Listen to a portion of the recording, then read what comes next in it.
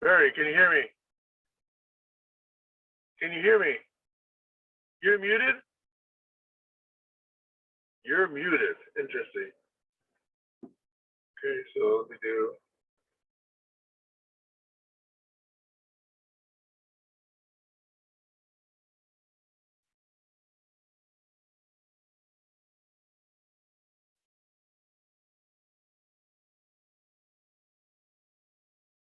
Okay, you should be host now. Can you still hear me? Okay, so are you able to unmute yourself?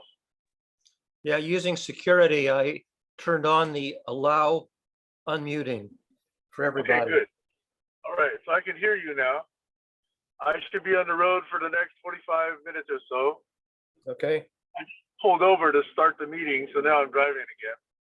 Okay, so now that I have host powers, I can make sure that I can admit people and I've enabled the self unmuting. Yeah, good. So it sounded like Kayla was interested. Yes. Hopefully she'll. In fact, I will go back to Facebook and say, "Here comes Stacey." I'll let her in. Go back to Facebook and say the meeting is on. I think I try to start these things relatively on time, so pulled over to do that. Good morning. Hey, Stacey.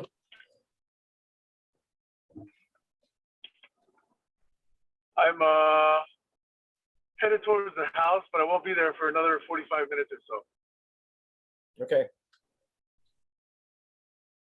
Checking on a friend of mine who's in the hospital.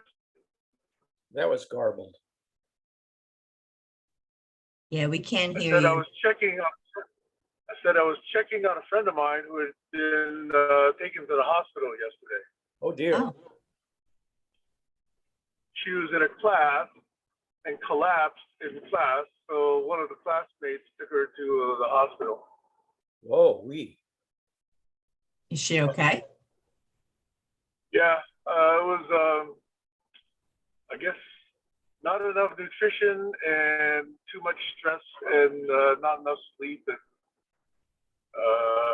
she got like 3, what do you call them, vials or bags of IV infused into her. She was Wow. dehydrated. wow. Yeah, I think it probably had some sugar and nutrients like that in it. You know, that's the one simple thing that I find most people forget to do, including myself, which is to drink enough water. Chaim.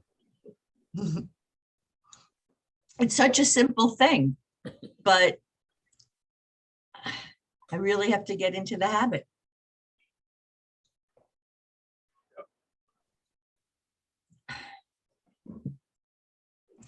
Speaking of water, so going back to some of the things we've been talking about, but taking it from a very basic level, like I mentioned, the woman Paula Herlock. She's a Jamaican woman, and she starts with the basics, something that I would teach to kindergarten children. She says we're electromagnetic. She talks about the sun being the sort, the electric, the ground being the magnetic, and our body containing all the water. And again, I can't go into the science of it because I'd have to look it up in books. I don't know it. But the way I was listening to her, because I already believe these things. So it's not like I have to know the exact science of why. I already know when I drink a lot of water, I feel better. I already know when I eat healthy foods that are less processed, I feel better. But as a child, I was taught that my food goes down the esophagus tube. I didn't need to know that it was called the esophagus tube.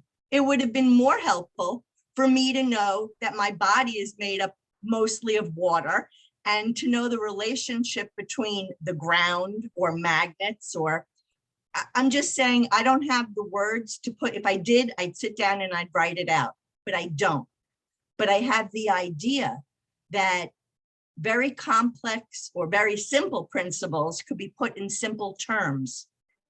That we don't, most people don't need to understand. No, actually, I don't know very many people who need to understand how the internet works to use it, or how the television works to use it. They just need to know. When I grew up with antennas, I knew if I move the antennas around, I can get better reception. I don't need to know why. Antennas. No, Horn reflector this is my antenna. antenna. I was told a long time ago, don't cut your hair because they are your antennas. Oh, geez. It's funny. Yeah, if you look at how road noise, is this bothering you? Should I go on mute? no, we don't hear your automobile noise. No. Yeah, no, we're good. Okay, good. Did you want to add something, or should Barry speak? Well, I don't know if this is too nitpicky, but the sun and the earth are both electro and magnetic. The sun is not electric and the earth is not magnetic. So, where your source was on this insight, and whether or not there were certain implications that were drawn from it. Well, again, she wasn't really trying to explain the science. She was going straight to the point of how to eat and how to drink, and just using that as like throwing out some metaphors. The principle of physics that's probably more relevant than electromagnetism for the body, because after all, if you hold a bar magnet up to your body, you don't feel anything. So magnetism from the point of view of a bar magnet is irrelevant. Now, electricity, yes, you get a shock. But the thing that's really important, with respect to what Stacey was talking about, is conservation of matter and energy. The solid food or the liquid food that you take in eventually has to go out. The solid food goes out unless it's building up body mass. The energy that comes in through your food, you expend. So there's a conservation of energy in, energy out, and food in and solid waste out. And so those, the goes into equals the goes out is, that's really more important than the phenomenon of electromagnetism, because really, it's really only light, which is electromagnetic radiation. Here's Kayla, we'll let her in. That's relevant. Hi, Kayla. I'll wait for Kayla. Good morning. There you are. Hey, Kayla.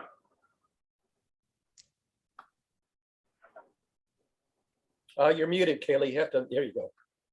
How are you guys? We're good. And women and girls.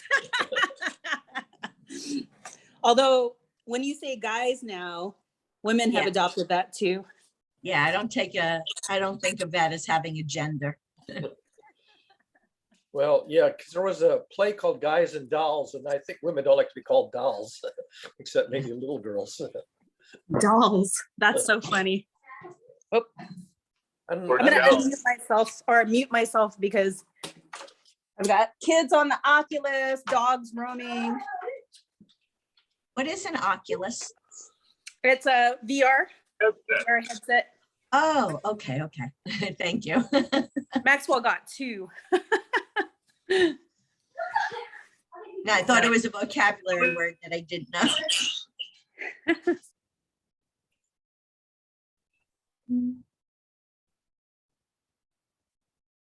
So Barry, Yeah. I would know I if would- the road noise is mother.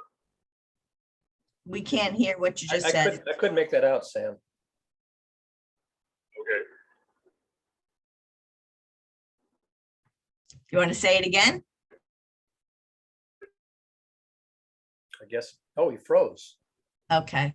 I guess he's in a blind spot for cell phone service. He may actually disconnect if it's too long of a interruption. But it's okay Testing, because testing. yeah, we hear you. We don't. Your video is frozen, but we can still hear you. Now your video. Yeah, this particular stretch is bad. Just take mental notes of everything you want to add, and when you get to your house, we will give you time. How's Okay, that? I'll go up to until then. Okay. So Kayla, we were talking about fundamental principles of science that apply to everyday living. And Stacey was mentioning the phenomenon of electromagnetism, which is relevant with respect to light, because light's electromagnetic, but really conservation of mass and energy, I was pointing out to Stacey, is more important, because the energy that you take in through your nutrition, you expend in physical energy and body heat. And the liquid and solid food that you take in is mass, and either it builds your body weight up or it comes back out again as perspiration and defecation and urination. So the more important phenomenon is conservation of mass and energy in terms of managing, your bodily functions. And what I was really trying to do is say that I do think there's a way that we could simplify this and teach young children in terms of why they should eat, what it is they eat. It started off with the whole idea of water, how it's the simplest thing that so many of us forget to do.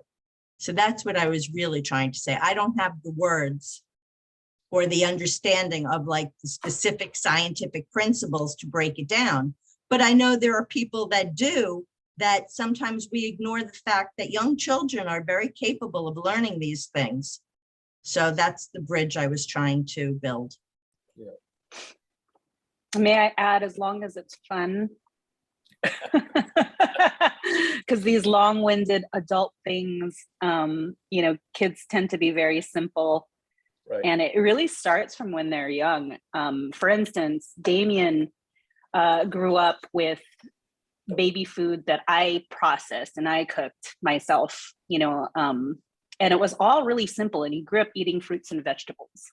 But Maxwell, I got lazy and, I just went and bought the store-bought stuff, and then, so needless to say, Damien eats many more vegetables, more open to trying things, because at a young age, we gave him those fundamentals. Maxwell, on the other hand, is good with sugar, carbs and fat,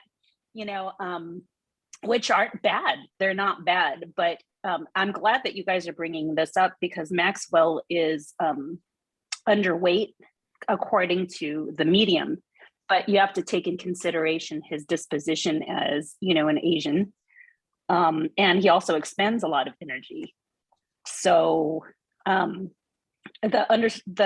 horrible part about it is our society is so centered in like this weight centric thing that you get body shaming for people who are overweight and people who are underweight. And we're trying to break that down, because not too many people are interested in these, another reason to keep it simple and keep it fun. Not too many people are interested in, learning how to eat from within the fundamentals and making it good.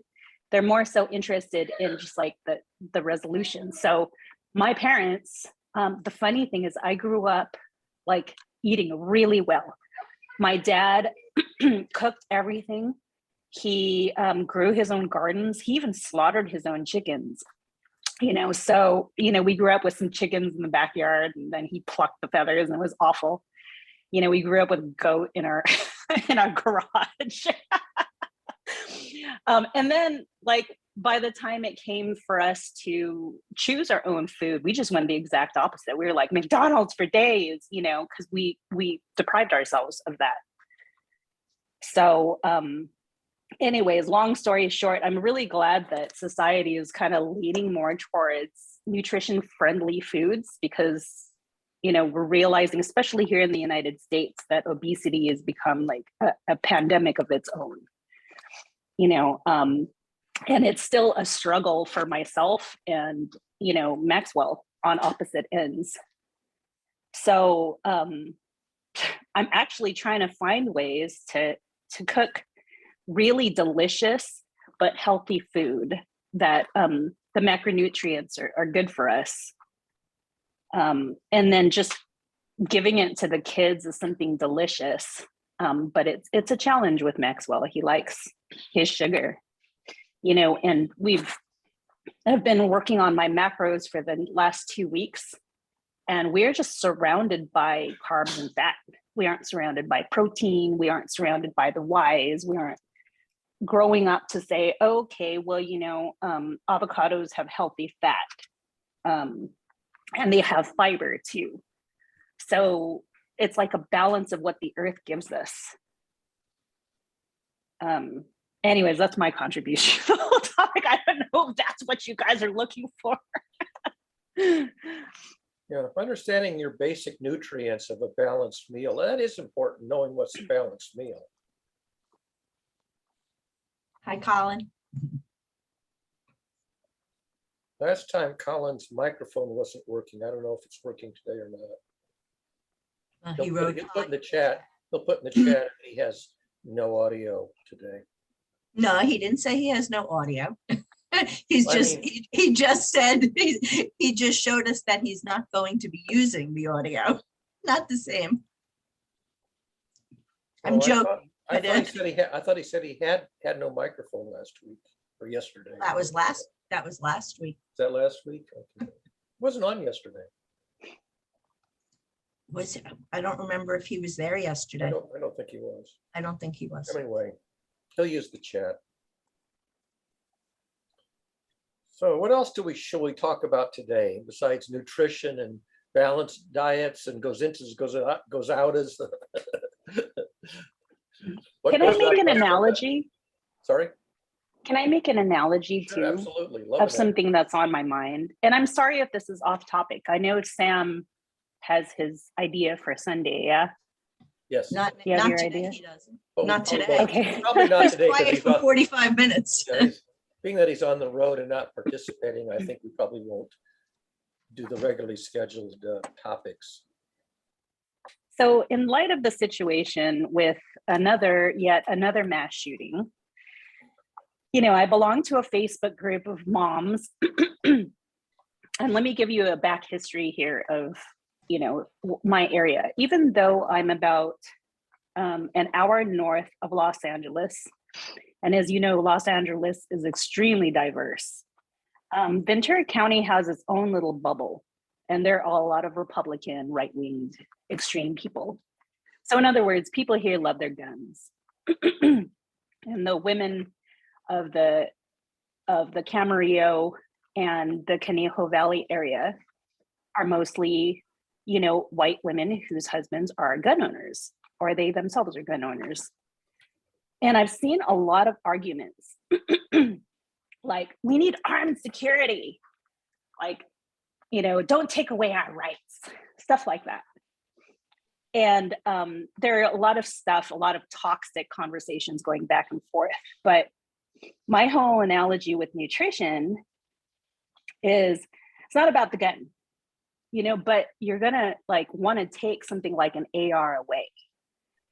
There is absolutely there's no need for an assault rifle, period.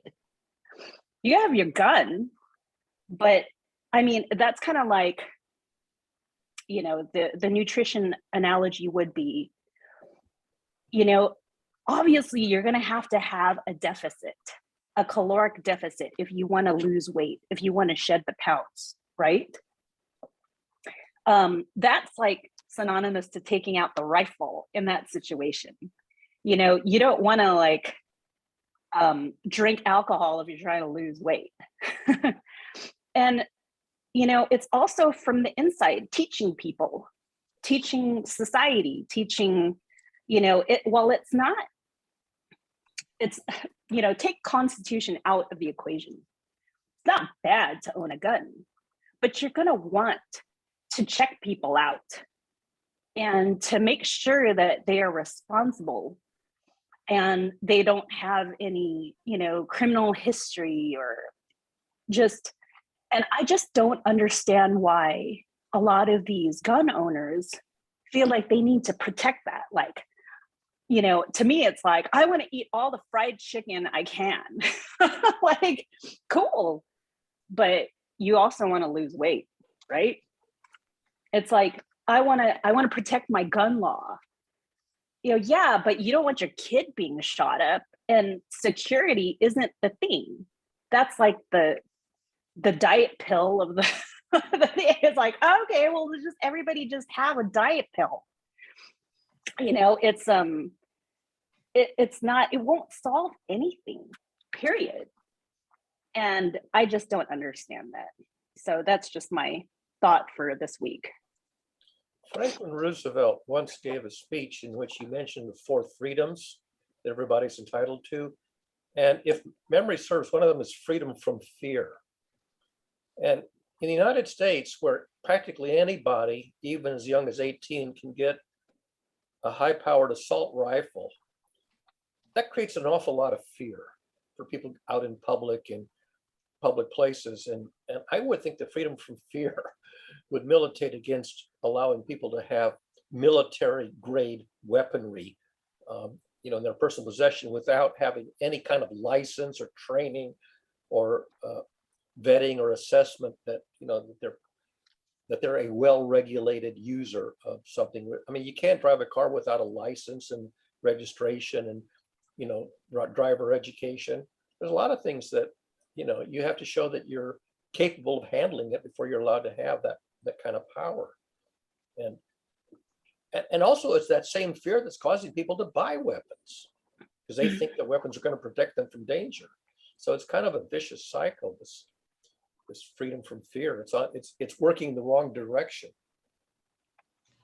I just want to interrupt for 1 second. I actually think they're buying weapons because they're more afraid that they're not going to be allowed to buy them in the future than they are that they're buying them to protect themselves. I think the fear of having that taken away, that option taken away, is more what's driving the sales. Yeah, that's why stocks in gun manufacturing go up right after a shooting, because they figure that people are going to start buying guns just for that very reason in the few months after a shooting. So the whole thing is just, the feedback loop is cockeyed. Oh, look, we can see where Sam is driving now. You turn the camera around. It's like Twilight. Lovely 2-lane road. 45 minutes. I wonder if he's in Oregon. Or maybe it's in outstate Washington. Dude, Sam lives in such a remote area. I guess it's outstate Washington. Yeah. And he's driving west, presumably. No, he's turning off to another road. So today we're having a travel log. Lovely 2-lane country roads. Well, I just wanted. Go ahead, Kayla. No, Sam. Go, Sam. Testing. Am I coming through? Yes, we can hear you.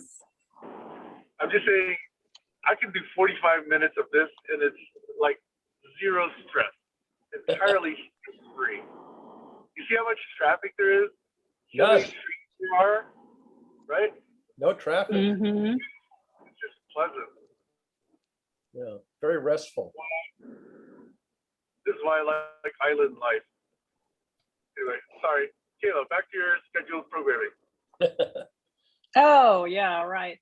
Anyways, I just wanted to check in. I've been really busy lately, but geez, what can I say? Trying to balance my life a little bit. I'm finally in a position, and I think I've said this before, I'm finally in a position where I really, really like what I do. And I'm not just saying that because I'm trying to get a good perspective. I really like what I do. Like this past month, we had Advocacy Day at the Capitol where we're pushing for this AB 552, bill that's currently in Senate right now. And it is to give money towards mental health programs for children. Like, for instance, if one of my friends actually is facing this exact challenge where she has a teenager and they have insurance, but the insurance doesn't accept a certain type of therapist, or, a therapist that's close, like she has to pay out of pocket for it. And the therapists are all backed up like that. Some of them aren't seeing any clients and stuff. I have no idea where she, is getting her resources from, but she can't seem to find a therapist for her child. Well, her child was, and I can say this because they publicly announced that this happened.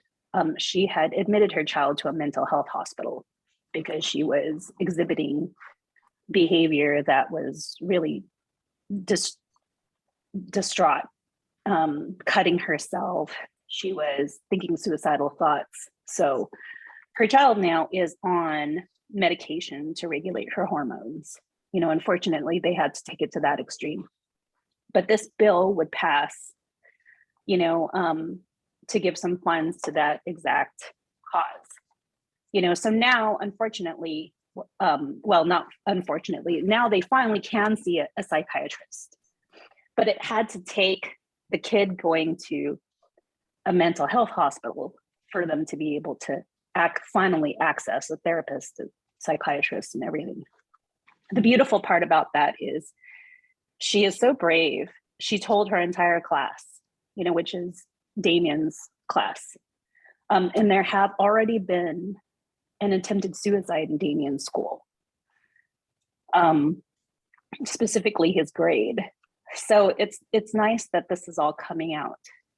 But, I've been busy trying to help my organization establish some connections with the legislators to be able to do these things, where you pass things through, that god awful, our god awful government. So yeah, it's wonderful. It's very stressful.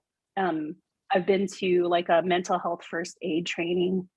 I go to several child abuse, webinars and stuff. And we hear a bunch of parent stories, and much like a Talanoa, and I love it because it just like works. Parents hear other parents, they get connected. That was the whole point of Advocacy Day at the Capitol, is our legislators were able to hear our parents firsthand with their children and the mental health issues. But it's really heavy. So that being said, I've been kind of trying to pace out my life to where I do things I enjoy for self-care. Like I started a garden finally after about a year. I'm doing lei making on my terms. I'm doing dancing on my terms.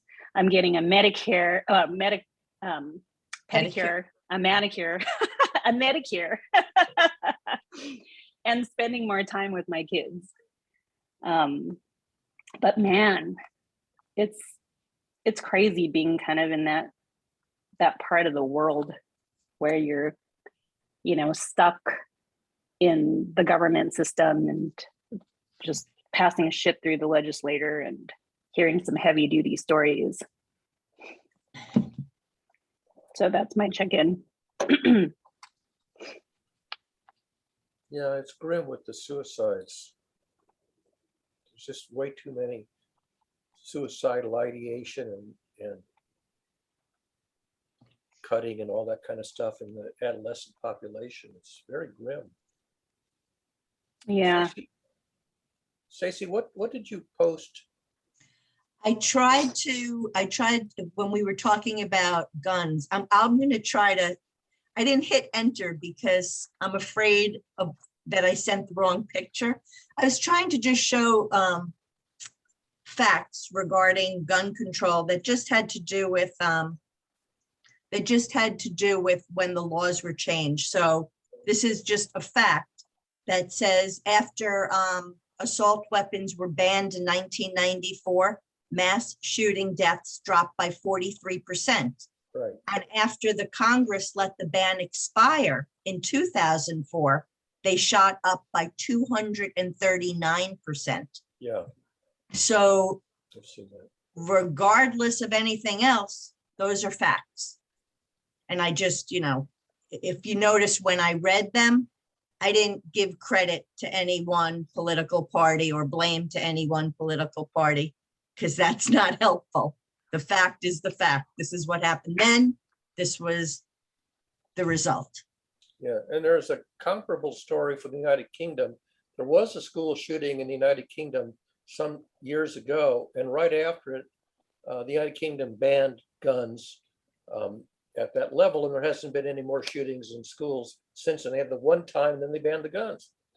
In the U.S., you had the shoe bombing. You can't have to take off your shoes. They had problems with products. They recalled the products. A few things.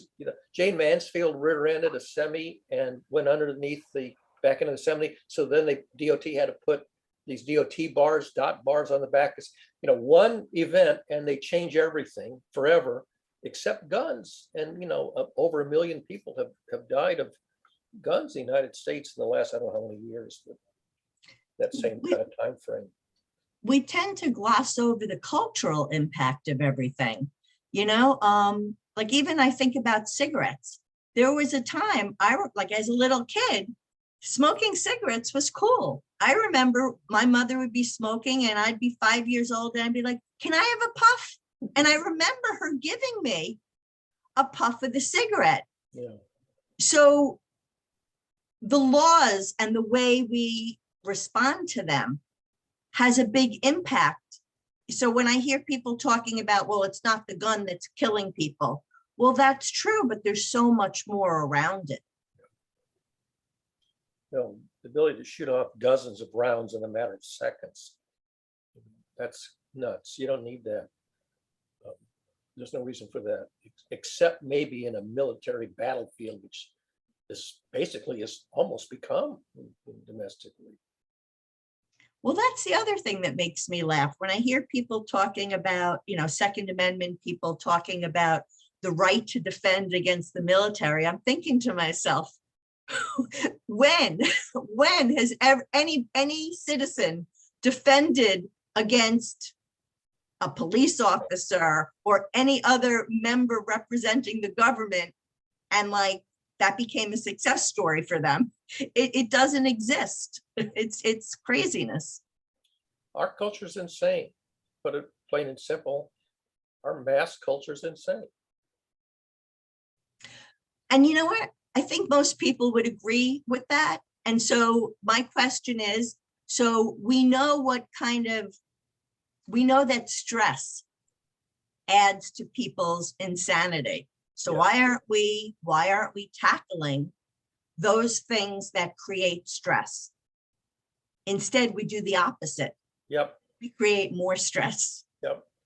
We adopt practices which exacerbate the problem instead of fixing them, which is why people like Sam and me keep talking about the importance of systems thinking, because the whole idea of systems thinking is to come up with practices which improve things, demonstrably, measurably, predictably improve things.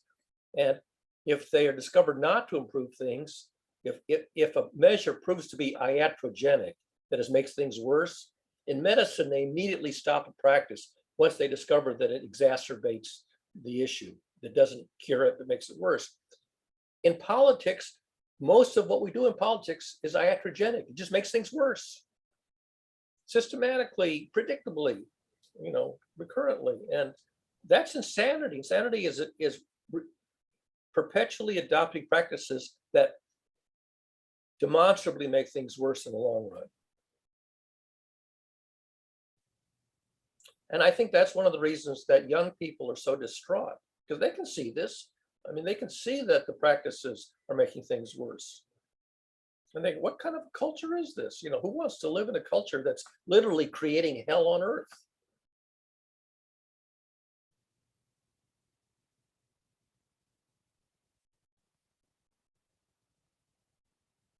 I mean, in previous generations, people of my ancestry got the hell out of Eastern Europe when it was going to hell in a handbasket. I was born in Kansas because my great grandparents got the hell out of Eastern Europe in the late 1800s because things were going to hell in a hand. They could see it happening. Are any of you guys on TikTok? No. I know some people are like, ew, TikTok. But I follow these like amazing people who are in their 20s, like this very handsome gay guy. His name is Barrett Paul, and he grew up poor, extremely handsome model. He's no longer a model, and now he's like an activist, and he does these wonderful 3-minute videos about, you know, the sickness of society, you know, as it relates, of course, to his age and what he has experienced. But it's brilliant. It's beautiful. There's this other woman. She's a Tongan woman, and bigger woman. She addresses. Her name is Drew Afualo, and she addresses, you know, again, feminism and masculine toxicity.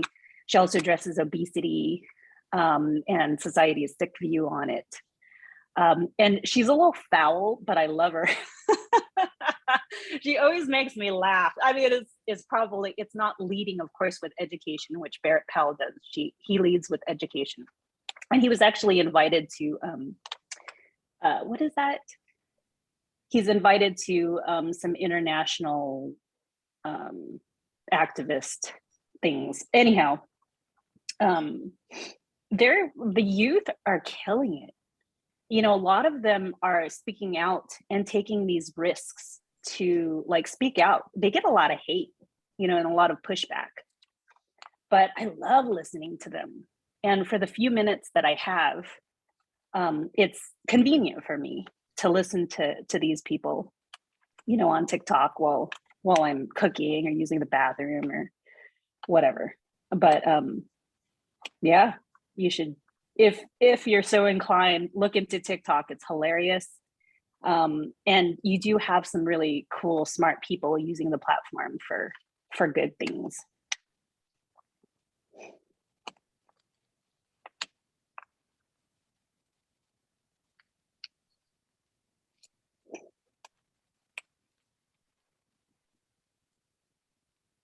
Kayla, I put the first name that you said in the chat. The second name, I couldn't even figure out how to spell. So I Drew did. Afualo, yeah.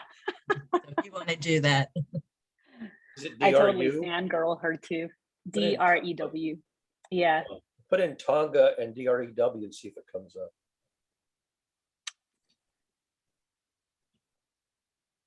I could tell you were searching. You can just tell by your countenance that you were on Google, not getting anywhere. Me or Kayla? Stacey. Oh no, you saw me typing in. I wasn't even looking for her name. Oh, okay. No, before what you saw, I was looking because I wanted to get that picture that I wound up reading about the fact. Put it on the Messenger, Facebook Messenger. It's much easier to put stuff on Facebook Messenger than Zoom chat. Zoom chat has limitations. It's really hard to get something on Zoom chat, you know, if I copy and paste and try to get it, but I wanted it there because I know that the chats always go along with the videos. So I figured it's more helpful to have it there. Yeah, unfortunately, it doesn't really support what you want to do, which is to show a little image. You can't put a little image in the chat on Zoom. I love how certain things are changing. I mean, I just went to Victoria's Secrets yesterday, and they have these gorgeous pictures of these models that are, you know, normal size people. And they're gorgeous, and I love it. And I love how it's all kind of being perpetuated across the board. I mean, I hate malls. I hate shopping, except, you know, yesterday I loved it. And it's nice. Whereas when I was growing up, I don't know about you guys, but you just saw, you know, the dream body, whatever that is. Wasn't Queen Victoria quite obese? Yeah, back in the day, it was supposed to be that if you were a little pudgy, it signs of wealth because you could actually eat. Right. I thought Victoria's Secret, the name is kind of a joke because Queen Victoria was anything but svelte. She was just the opposite. She was quite rotund, as I recall.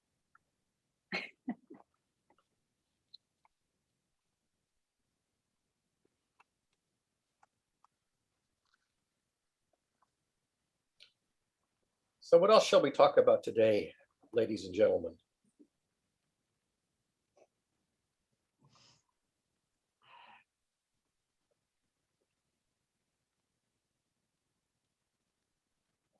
So how was yesterday's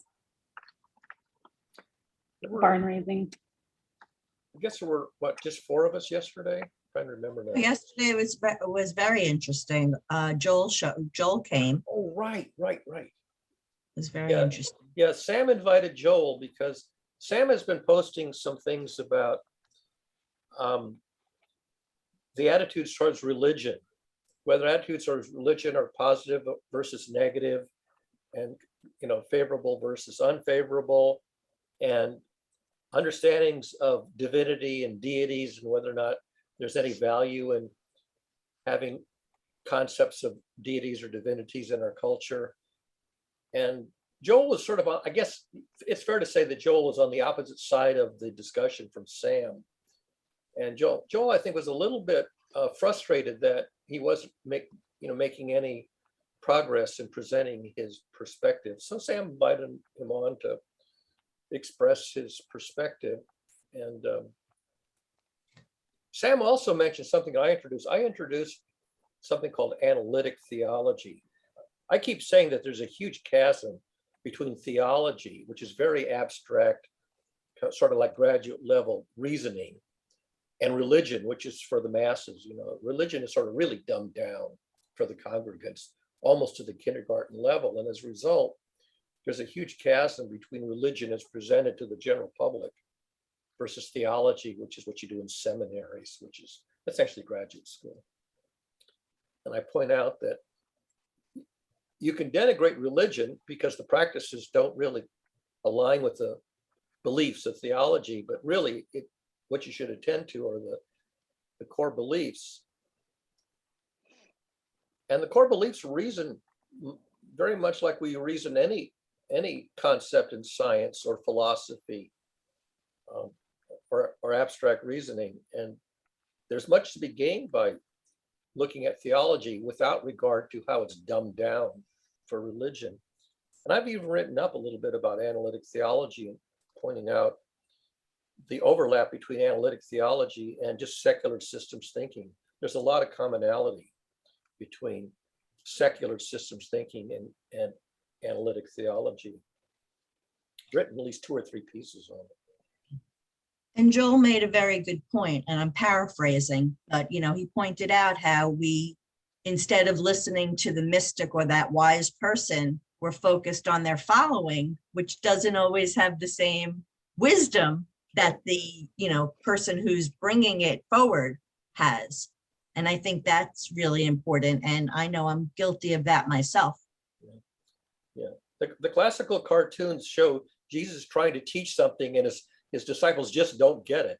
And in fact, that's a pretty common trope, even in the New Testament, that he's trying to explain these abstract principles for leading a disciplined life and a constructive life, and his followers just don't get it. And that's it. That's his, dozen followers don't get it. So yeah, it sort of emphasizes the difficulty of understanding abstract ideas. Yeah, I think Sam has a burning desire to say something, but I could be wrong. He turned his camera on. Let's pause to see if he says something. Well, let's say it's smoldering. Maybe that's not burning. But here's the question. What are the fundamental tenets of theology? What are those? Is there a belief in Christ or God at the core? That's religion. I mean, do you have a fundamental belief in Isaac Newton or Albert Einstein, or do you have a fundamental belief that their theories and their models and their analysis is of value? It's not clearly the latter, it's the right? teachings. Right. So if you revere the So teacher, but don't, I'm sorry, go ahead, Sam. I don't understand yet your working definition of theology? It's the difference between revering the mathematics, let's say of the calculus, versus revering Isaac Newton as a great brain. If you idolize the brain, but you don't absorb the thinking of the brain, then it's like saying, let's worship the computer, as opposed to the calculations of the computer being what's really of value. And I think that's what the problem with religion is. They deify the founder of great ideas instead of elevating the ideas themselves and trying to make them accessible to the general public. But in theology, isn't one of the core central ideas of God? Well, that begs the question of how do you define God? I point out that God is a pronoun. In terms of grammar, God is a pronoun. It's like president. You know, it's the name of something, but it doesn't say who the president is or what the president does or what it is. God is a pronoun, and there's a great quote from John Lennon. God is a concept by which we measure our pain. That's John Lennon. God is a concept, an abstraction by which we measure our pain. You know, God is not a storybook character, a superhero, you know. I mean, the general public loves stories that feature characters which are superheroes. And some people made the deity a superhero in these storybook, you know, these Bible stories. That's a mistake.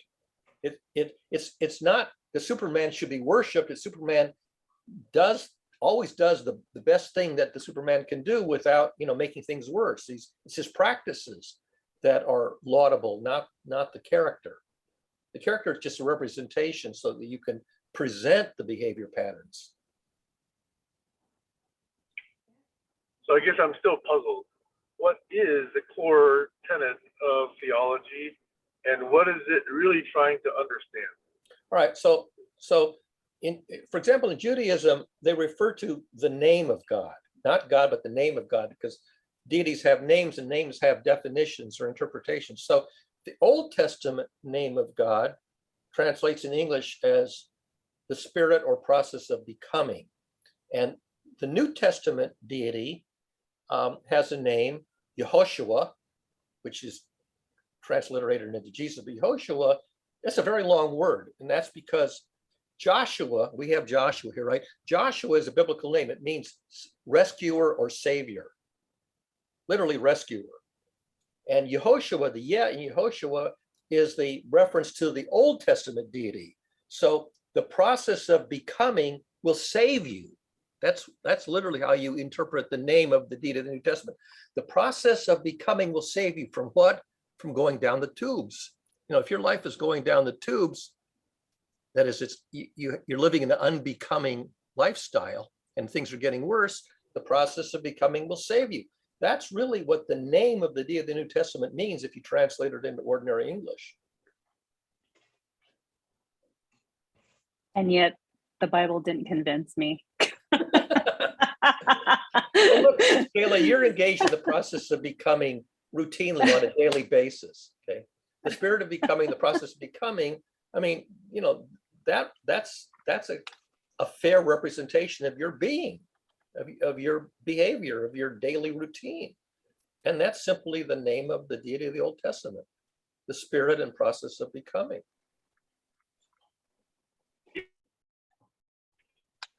And so why do we need to be saved from life? Well, because if you look around, you find people who have extremely unbecoming lifestyles, who are, you know, whose own personal life is going to hell in a handbasket, and those around them, you know, toxic people who are basically making life a living hell for everybody else, making life miserable. And the question is, how can they be saved from their behavior and also save those around them who are being harmed by these? I mean, look at Putin, you know, launches this crazy war in Ukraine, and the planet is full of people whose behavior is just simply making things miserable for everybody else. And so the New Testament story was an attempt to turn that around, to suggest to people practices which wouldn't have things go to hell in a handbasket. Now, did it succeed? I think it's a fair question to say it maybe succeeded for a small number of people, but for the general public, probably not. You have a lot of religious people who are very, very poor practitioners of the teachings of the central character of the New Testament. Most people do not follow the teachings. They may pretend, they may go to church and use all the right words, but then their daily behavior, that's what hypocrisy. And hypocrisy was a recurring theme of the stories of the New Testament. The fact that it's so hard to adhere to a discipline. Even in science, how many scientists depart from the protocols of the scientific method and end up doing bad science? Even in science, it's hard to adhere to the core principles. My mom totally goes to church. And I think I offended her yesterday and I said, wow, you can handle that? That's so boring. Now I totally get it. Yeah. So Stacey wrote maybe more of a manual to understand how human system works. And in fact, if you take the document of the Old Testament and you translate the name Torah into an English title, it would be translated as Customary System of Guidance. It's a handbook. Basically, these biblical stories and other myths were handbooks for how to live a better quality life, a more sustainable life. They're in science and engineering, we do handbooks all the time, how to manage things the best possible way for the best possible outcome. And these were just simply the handbooks of their era for living a constructive life. The so-called good life, the life that didn't end up creating misery for oneself and those around them. And that's not a unrealistic thing to try to do, to make handbooks that tell stories, and these stories have, Star Trek was full of morality plays. Almost every episode of Star Trek was a morality play. Sam. So, in that light, where we're learning how to live life well or better, right? Yeah. The more we learn, the more we observe, the more we practice, the more we have insight into what can work better and what works not so much better, right? Yes. So wouldn't it be natural that at least over the last couple thousand years where we've had these books, or maybe longer, okay, that we should have learned a lot since then? Yes. That we've probably learned more because we've had more observations, more reasoning, more instruments, finer, observations, etc., more insight into the interworkings among different phenomena like E&M, as Stacey was saying, versus all the other phenomena out there, including chemistry, etc. So wouldn't we then conclude today, we most likely on most matters and most phenomena have a better way to explain the phenomena than we did several thousand years ago? Absolutely.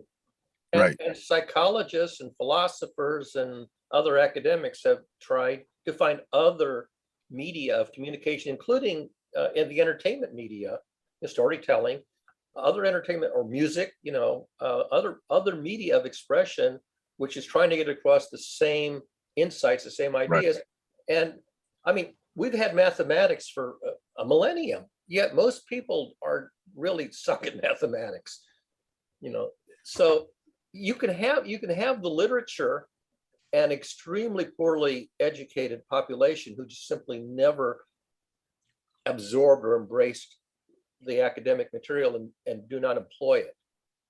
Stacey talks about you can drive a car, have no idea how it works. So you get the material object. The material object has all the know-how built into it, but the owner of it, the driver, or whatever. And that's by intent, right? That's by design. You don't want to do that, right? You don't want people to have to go to auto mechanic school for 6 months before they learn how to drive. Just like most people who shoot guns probably don't know how guns work. Exactly. Right? So that's only natural. Yep. So that's why I'm saying it's an evolution from what used to be theocracy or what is religion into what we currently call science because we learn more. It's not one or the other. It's that they're on a continuum of evolution and finer understanding. That's the goal. That's the perspective I would like to put forward here. That's the goal. But you know, if you're an academic and you look at how well your students in class are absorbing the material, it's got to be very disappointing that if you're lucky, 5% of your students will actually get the material and really master it, and the other 95% went along for the ride. They got their ticket punched. So let me just ask, of the people in this room, of which I believe there are 6 or so, right? Is that 6? Yeah. Yes. Does it make sense that religion was an early attempt to understand the universe?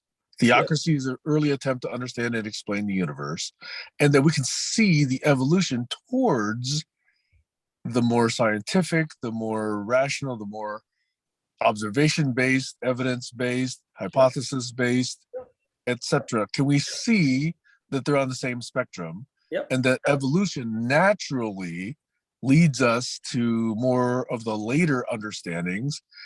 Now, there are clearly some insights we have from early days that we probably have not gained so much insight into. Obviously, progress is uneven. Right. But in general, wouldn't you say that we have more information, therefore a more sound basis on which to explain the universe and tell stories about it?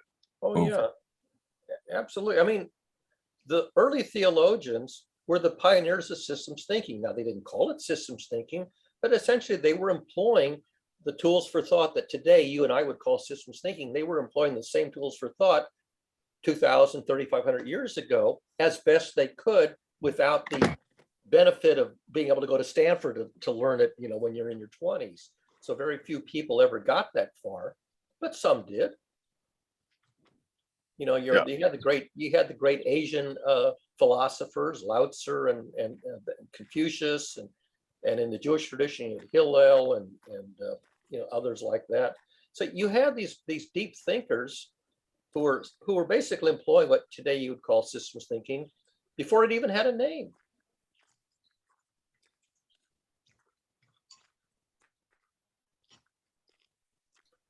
You know, we had the pioneers of science too, and the pioneers of science were kind of bumbling and stumbling, made a lot of mistakes, but you know, little by little they got there. And science and theology, there's an overlap that's becoming more and more solidified. The elements of science, the elements of theology that agree with each other are worth looking at, because you had people 2 or 3 millennia ago who already had those same ideas, even though they didn't have the mathematics or the academic language to express it. They expressed it mainly in terms of stories or teachings. So my question, following up on the previous question, is do most people or all people in this room see it that way, or is there a different dichotomy that we can actually place on religion and science? I'm sure most people don't see the things the same way I do. I don't have that many people who think exactly like I do. I guess I'm curious to see if Stacey, Kayla, Colin, Josh would have a perspective on that particular presentation of religion and theocracy and science, or does it not make sense? If I'm hearing you, Barry, correctly, religion was just basically a way for us to kind of guide our lives, like in the best possible, least resistance type of way. And Sam, you're asking if I believe that. Yeah? Yes, I'm just trying to see if that presentation of the relationship between religion and science, as I described it, if that makes sense. Can you give me the short version of what you described versus? Okay, here's the short version. So the short version is everybody at every time is trying to understand the universe. When you have very little data to go on, you only have your 5 senses, then you come up with initial theories, such as turtles that have this big, globe on top of them, or a whole series of gods, that control the weather and control temperature and control the sun, et cetera, et cetera. And then you evolve that to better and better stories. So the thought is religion is an early form of telling a story about the universe and how it works, versus now later we have much, much, much more ways to observe the universe. We have many more sophisticated ways to understand those relationships between universal phenomena. And therefore, we have a deeper understanding of the way the universe works. I'm just trying to see if that's a good characterization of the evolution from theocracy and religion into what we now have as science. Does that make sense? Yeah, it makes sense. It's not just cosmology, Sam. It's also sociology and psychology and culture and civilization. I consider that all part of the universe, by the way. Okay, when you say universe, I sort of think of cosmos. The universe is everything. Yeah, but human behavior patterns, human behavior models are very much part of the whole story. If you want to call that the universe, that's fine, but you have to make it clear that you're including sociology, psychology, human relations, politics, governance. That's all part of the whole, trying to come up with governance models that work and don't lead to tragedy.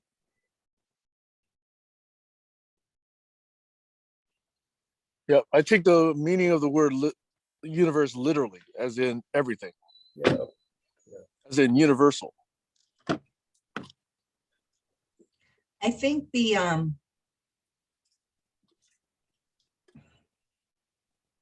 what's the sticking point for me is I get the sense that certain people want to push the theology away because, okay, we have a better way of looking at things. And I think that there is more to be found in the theology. And I think that it's smarter to go and look there first, since it's already there, and bring to the surface what hasn't already been brought, and then carry it over and match it with the science. I have a real issue with pushing one theory of anything away. I would much rather look at them together and see where they align. So that's a sticking point for me. Okay, so can I ask a question? Sure. What phenomena is better explained by religion than by science? Well, I'd like to know more about numerology. Come on. Okay. What is numerology and how does it work? I don't know. That's why I would like to know more about it. I know there's lots of numbers in the Bible for a reason. I'd like to talk to some. There's a whole book called Numbers.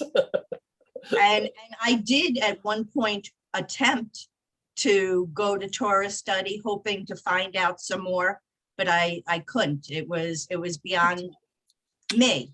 I would love to see mathematicians or people who have a better understanding of math look for clues.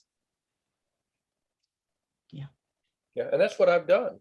I've taken a lot of what I learned in grad school in systems studies and feedback control theory. And when I learned, for example, the example I mentioned before, one of the courses I took at Stanford was on feedback control theory.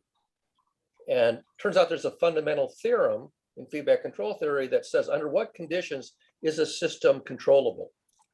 And it gives the requirements so that you can drive a system to an arbitrary goal state. And the part of the theorem that was not obvious until you read it is that the state of the system, the current state of the system, has to be observable. You can be in your car, Sam, you can have your hand on the wheel and your feet on the pedals, but if you can't see out the windshield so that you can't see the state of your vehicle with respect to the road, then it doesn't matter that you have your hands on the controls, you don't know which way to turn them. So being able to observe in real time the state of the system is absolutely essential requirement for a feedback control system. And that's in the 10 Commandments. Thou shalt not bear false witness. because you have to bear accurate witness if you want the control system to be functional. If you don't bear accurate witness, your control system goes to hell in a handbasket. You're totally out of control. There it is. Half the fundamental theorem is in one of the 10 commandments. Sam. So If I could let me just- ask. Can I just throw one sentence in, please? To be able to bear accurate witness, I think it takes a community. I think it takes somebody at every point to be able to do that. Go ahead, Exactly. Sam. Go ahead, Sam. My question on this accurate witness is, that's a fine interpretation, but it's not the only interpretation. And I was wondering if that's a widely shared interpretation I doubt it. among theological scholars. I doubt it because most theological scholars never took a course at Stanford in feedback control theory and got to the fundamental theorem of feedback control theory. Right. So there is a question, it's a plausible question to ask, which is that the intent of that particular commandment?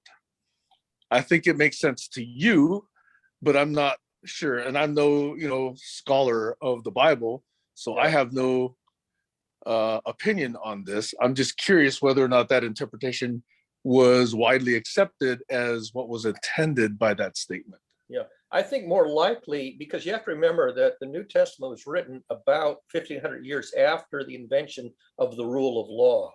And in the rule of law, if you want to accuse somebody of a crime, you have to have evidence and witnesses that can bear witness to the criminal event. And so bearing false witness really could put an innocent person in jeopardy with respect to the law. So more likely that was the reason. But remember, the law is another feedback control mechanism. The whole purpose of the law is to regulate the behavior of people in a culture. And so if you bear false witness in the human community, it has the same downside effect of bearing false witness in a feedback control loop. The feedback control loop doesn't work. So abstractly, it's the same idea, but the specific application was more in terms of regulating human behavior as opposed to regulating the behavior of a steam locomotive. Mathematically, it's the same idea. So this is where I think I would have a lot of fun taking almost every piece of wisdom or saying or heuristic or teaching or commandment or parable and really trying to understand it in systems thinking, critical thinking, systems modeling terms. I think that's That a lot would of be fun. a I think very that's fun hobby. Yeah, it is. I've done it quite a bit, largely on my own because I didn't have anybody else who was interested in collaborating. But I'll just give you another one. The word chaos is not a modern word. It's in Greek. The word chaos was well known back in biblical times. And in fact, in the Old Testament, there are 3 chaos monsters mentioned in the Old Testament, and they have names.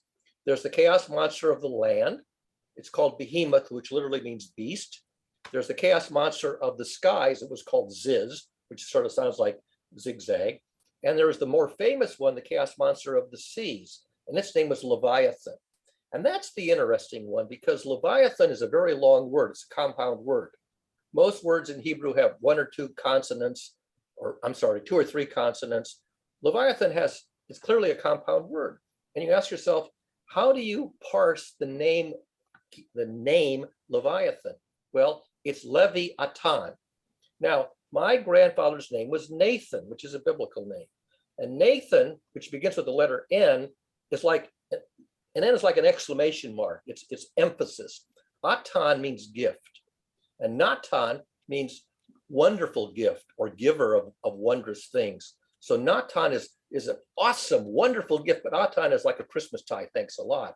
Leviathan is the legacy of the bureaucratic clerics. The Levites were not the theologians, they were the clerics who reduced the theology down to simple do's and don'ts for the general public. They were the bureaucrats. So Leviathan is the legacy of the bureaucrats. And guess what we learned from modern chaos theory? Rule-based systems are mathematically chaotic. That's an astonishing mathematical discovery of the second half of the 20th century. And there it is in the name of the chaos monster of the seas, Leviathan, legacy of the Levites, the chaos monster, thanks a lot, bureaucrats. you've given us a rule-based system which is now known to be mathematically chaotic. That's an astonishing observation. How did they know to name the chaos monster Leviathan, the legacy of the bureaucrats? I wish you were my religion teacher, Barry. I'd totally take notes. So those kinds of things are just knock your socks off. And if you go to look them up, people won't talk. There's another one. Aesop's fables, he always used animals to represent some character for the purpose of telling a moral. And in the Garden of Eden story, they use a serpent. And you ask yourself, okay, why a serpent? I mean, why not, I don't know, a rabbit or something like Aesop would have done? And the answer, my answer is again mathematical. Because what is that story about? It's again about the same story. If you take an axis that has an extreme ends, good and evil, if you imagine an axis ranging from saintly good to demonic evil, what kind of response do you want to put on it? Well, what Hammurabi and his ilk put on it was they put a step function on it. One side, they put a dividing line and they said, on this side, we're going to simply call it evil. And the other side, we're going to call it good. This side, we're going to call it unlawful. This side, we're going to call it lawful. And if you're on the lawful side, you're blessed. And if you're on the unlawful side, you're cursed, or you're going to be presented with some kind of pain. And so that if you try a mathematical function, it's flat up to the dividing line, then it jumps to punishment, okay, from curse to blessed. And so the rule of law is mathematically a step function. Now, the serpent is the character who is selling this idea. And if you ask the serpent, would you please use your body to model this step function with these two right angles in it? A serpent couldn't do that. But a serpent could model a very nice, graceful S-shaped function.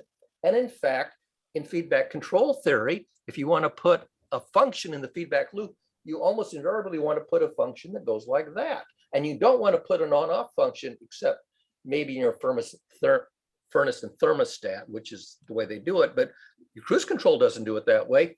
So here you have the serpent who is selling this idea, when in fact, the story is what you really want is that response function from demonic evil to saintly good. The response function should be continuous and differentiable, mathematics. And that's what you do in feedback control theory. You find the optimum shape of a function. Now, that's 20th century mathematics. And there it is in the visual metaphor of the same story told 3,500 years ago. That's why I think it was a serpent. That reminds me of the Spider-Man movie where he was against the wizard, Doctor Strange. Yeah. And he said, you know what's cooler than magic? Math. Exactly. Yeah. But most people don't have that level of mathematics. And we live in a dysfunctional society because this function is hard to represent, whereas this function is if, then, or else. Every child knows if, then, or else. If you do this, you're fine. If that, go to your room, right? And this function, continuously differentiable, you got to take calculus before you can really gain any insight into what does it mean to have a graceful function. And the word grace is a popular word in theology. This is grace. I've been giving myself a whole lot of grace these days. So I find the same ideas, both the modern mathematical version of it and the classical theological idea of it, and they use the metaphors, the visual representations, they all line up, and I go, this is astonishing. I think it's fun. What happened to Sam? Did he? Oh, He's muted. He's here. He just moved. Sam's doing the beard thing. Okay. Sorry, his image moved to where it was behind my chat window.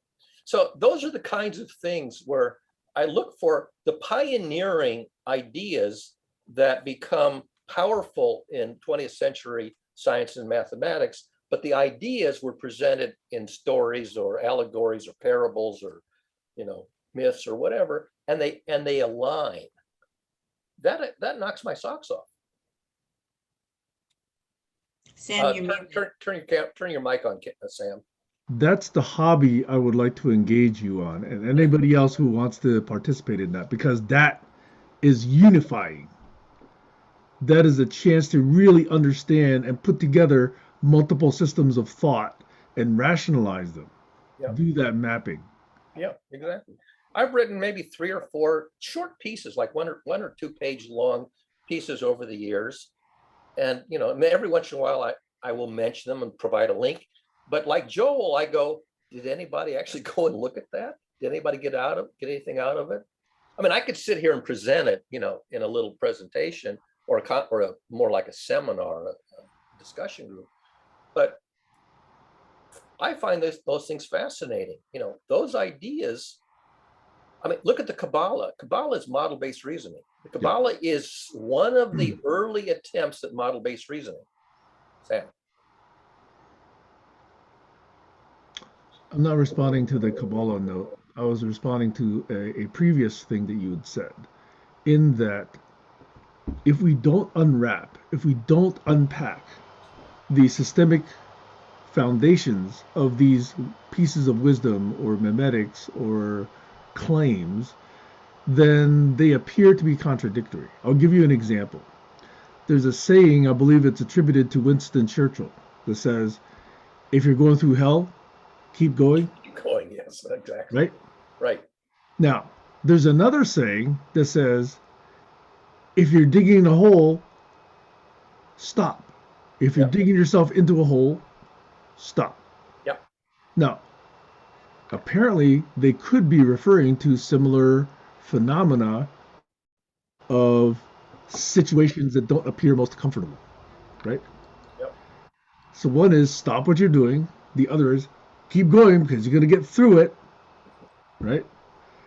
So I think those are things that we could unpack by looking systemically, looking, model-based, looking at what does it really mean to believe in these things. Have you ever seen a aerial photograph of an open pit mine? Welcome, Joel. Hey! You know what? Have you ever seen an aerial photograph of an open pit mine? Yes. Okay.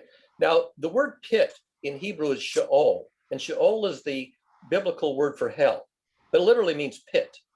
In an open pit mine, how do you get in and out of an open pit mine? How do the trucks get in and out of an open pit mine? I know. How? They travel up the sides. There is a spiral road around it that climbs out of it. So there is a way out of hell, said Gandhi. You have to have a helical spiral around the wall of the bowl of the pit. And that's a mathematical idea that once you see it, you go, duh. But if you try to climb the vertical wall, so the mathematical solution to climbing out of a pit, so if you find yourself in hell, keep going, but you got to go around in circles that ascend. And so each time around the loop, you're gaining an increment of elevation. And that gaining an increment of elevation is a key idea in optimization theory. You're doing something iteratively, but each iteration, you're gaining an increment towards the goal. So it looks like you're going around in circles, and you are, but you also have a dimension in which you're ascending. So ascension, again, is a key theological term, and the idea is mathematical. I'll give you one other example, Sam. Here's another example. Take the very same one, but somebody tosses in a ladder. Yeah. Okay. Right? That's the rescuer. That's the rescuer. If you have to rescue yourself, then you got to use some math. It's easy if you have a rescuer. The second coming of the rescuer, the second coming of the ladder giver, the latter day saints. Yeah. So it is possible to unpack those two statements and make them rationalize, make them at least non-contradictory. Exactly. But it'll take a bit more discussion in order to do that. Right. And that's what analytic theology tries to do. It tries to provide the mental calculus that agrees with both the modern mathematics and the early story version of it. I'll give you one other example. Can I give you Sam. another example? Sure. Just responding to your request for another example. Okay. Okay. Sure. Okay. So there's a We got lots of common saying that goes. examples. What? Sorry, Kayla. I was going to say we got lots of examples. Yeah. Feel free. I don't Go have for to it. be the Go. only one. No. Do it. Okay. I'll just give one more. Okay. That is, um,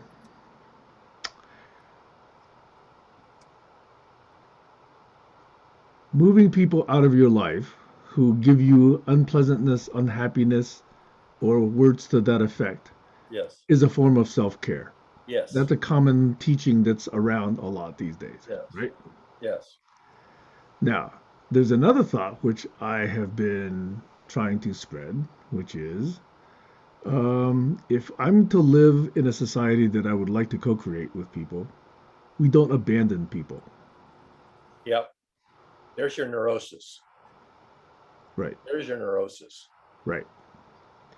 So, evidently, there's wisdom to being at arm's length and making sure that you're not around the chaos. There's another wisdom that says, hey, these people are hurting and they need help. Yes. The question is, So how do you we need help to them? take these seemingly contradictory mimetics and rationalize them, it seems. Yes. And there's a solution, Sam. Instead of helping them I'm not saying there directly, isn't. That's why I like to do this. This is the hobby that I'd like to engage with you on. the classical solution is to make up a fictionalized story, a parable, an allegory, a morality play that speaks to the situation but doesn't mention any real people. So you substitute for the real people these animal characters, and you make up a story that if they listen to the story, they'll have a moment of insight. They'll realize, oh, I can make an analogy or a metaphor or parable or an allegory between this fictionalized myth, the story, and my own situation. And that's the classical way of educating somebody, by planting a seed without simply telling them what they're doing wrong or what they should be doing right. That's a classical solution to this conundrum. And I will admit that I suck at storycraft. I'm much Stacey better had her at hand theory. Sorry, Stacey had her hand up. go ahead, Stacey. Sorry. Thank you. No, there's a third thing, and it's where self-care and boundaries collide. So sometimes, there's a difference. Self-care, let me think of how I want to word this. Sometimes people leave a relationship and it's about self-care, but sometimes people leave a relationship because they don't want to do their own work. And so they're using that as an escape. So there's that third piece where you first have to discern why you're moving away from someone. It's not like, it's not a black or white thing. Can I add an element to this? Sure. Wasn't it Jesus or someone else that said, love everyone? As you would your God yourself. As you would yourself, yeah. Right. Or don't. So how does that work in light of the, hey, I need to get way far from this person? So Jesus also said the journey to God is the journey within. So again, it's about doing the work first to find out why it is this person is causing such a disturbance. If you can do the work first and figure out for yourself why that is, you might come up with a different answer. That person may just, the universe may just take that person out of your life. Because okay, so here's another saying, we are all one. Yeah, I believe that. So what does it mean to say, okay, I'm going to do self-care if we are all one? Meditation is solitary practices don't mean that you're solitary 100% of the time, although some people are, but there's a time for solitude and a time for conversation. See, to me, this is about like that airplane analogy of putting on your own air mask first. You have to be whole in yourself before you can hope to help somebody else heal. And that seems to be something that people want to skip over. I spend 8 hours a day sleeping. solitary. When I'm asleep, I'm not in conversation with anybody. And I need that 8 hours, at least of solitude a day to remain, mentally acute. Otherwise, I'll go insane. Here's another saying: if you're not growing, you're dying. Yeah. Right. If you're not becoming, you're unbecoming. You still have conversations in your sleep though, Barry. Yeah, you have conversations with your memories, with your Your own thinking subconscious. process. Yeah. Yeah. Yeah. You're processing the information of the past, the day and the past, trying to organize it. And it's essential. I mean, psychologists and neuroscientists tell you have to do that or else you'll go nuts. Ooh, I just hit on something that is going to be triggering. And you're laughing. I am laughing.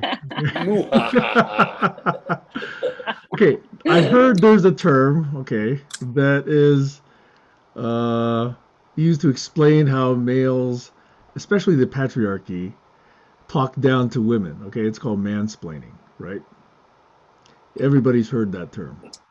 Suppose, Barry, that you and I are really trying to reduce things to systemic and mathematical terms. Is there a way we can use the term mathsplaining? Sure. There is Mathsplaining. I mean, femsplaining I as coined well. the term, what was the term? Theomathy, as in theology. Come on, Barry, you're not getting the joke. God. Okay, I'm not getting Joel was finally about to speak. There's Hi. femsplaining as well. Your mic is very soft, I think. Everyone talks of mansplaining, but there's femsplaining. Everybody talks of misogyny, but there's misandry as well. Agreed. I Balancing think everything. misandry sounds nicer. I'm just kidding. It's not. Well, there's misconceptions too, so there you go. As in, we didn't Hear it, conceive. Paul. I was going to give Sam another example. When Einstein was working out his theory of relativity, he adopted a symmetry principle as an axiom that if he's looking for the laws of nature and he's standing here and somebody is doing the same thing standing there, if they get the different answers and there's something wrong, the laws of nature should be indifferent to the identity or location of the observer. That's an assumption. Yes, it's an axiom. So the symmetry principle is an axiom that Einstein used to say, if I come up with the law of nature and I move over here and I don't get the same answer, then I don't believe this answer either. I would like an answer that's indifferent to identity, indifferent to role reversal. The universe is homogeneous, basically. Yeah, and that indifference to role reversal, that same axiomatic symmetry principle goes back to Hillel. Don't do something other that you wouldn't want them to do to you. So if you're looking for a law of human relations, how to function with other people, don't behave in a way that if your roles were reversed, you wouldn't have liked it. Same axiomatic foundation gives both the theory of relativity and the theory of relatives, if you want to make a pun out of it. Again, it's plausible, but that's, to me, a kind of a reach. Just trying to understand Well, it's a mathematical axiom that both of them can be said to be grounded on the same axiom: indifference to role reversal. And by the way, in John Rawls' theory of justice in his course at Harvard, he used the same principle. If you're going to come up with an ethical principle, it should be indifferent to identity. So you come up with a system of ethics, and I will tell you who, when, and where you are. And if you say, "Oh, oops," then it wasn't a good system of ethics. Stacey and then me. Yeah, but that doesn't count for what we talked about, which I don't remember. I think it was Bell's theory. Somebody, the one that talked about time. Yes. That would not take that into account.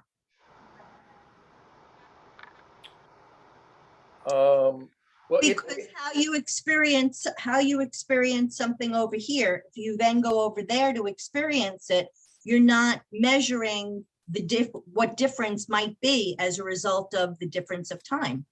That's exactly how Einstein figured out that time is local and there is no such thing as cosmological time that's the same everywhere and every when. So he found that time is a local parameter.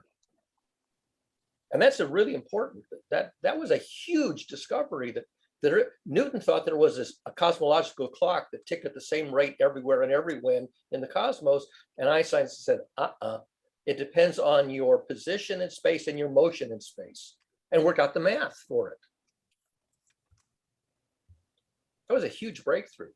And oh, by the way, that math has a lot to do with triangles. Yeah, I imagine so.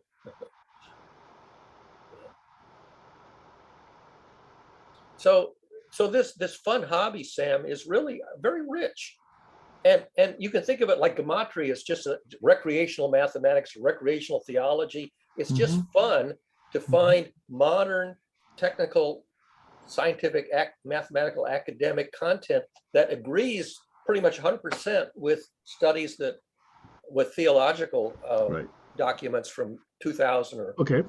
5,000. Can I give you another one? Yeah. Can I give you another one? The golden rule.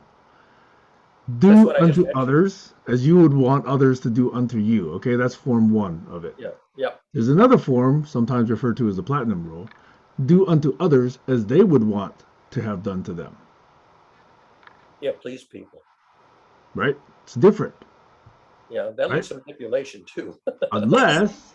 But you could never be certain that you know what somebody else wants. Are you certain you know what you want?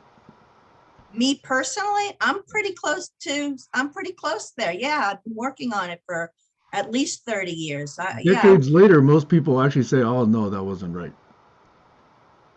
Yeah, most people don't spend so much time getting to know themselves. That's be careful true. what you wish for. If you get your wish granted, you go, oops. That's sort of the devil's, the stories with the devil are about getting your fondest wish granted, and it turns out not to be what you anticipated, which is bad science because your prediction was wrong. So there it is. These devil stories are really about bad hypotheses where the prediction doesn't come true. Sam, to your point, I think part of the thing is that can we lift your camera so I can see your eyes? I just see tilt your camera, Sam. These are beard. It's to show his beard. I'm not that photogenic, Come on, sit together.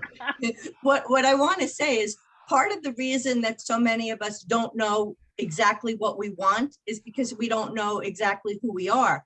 And part of the reason we don't know who we are is because we haven't wanted to look at what is called the shadow. Right. Because instead of recognizing that shadow is a piece of us and is meant to be a piece of us, because we've pushed that aside. So if you don't have the whole picture, how can you make an accurate guess? Go ahead. Can I give you another one? Sure. Here's another saying.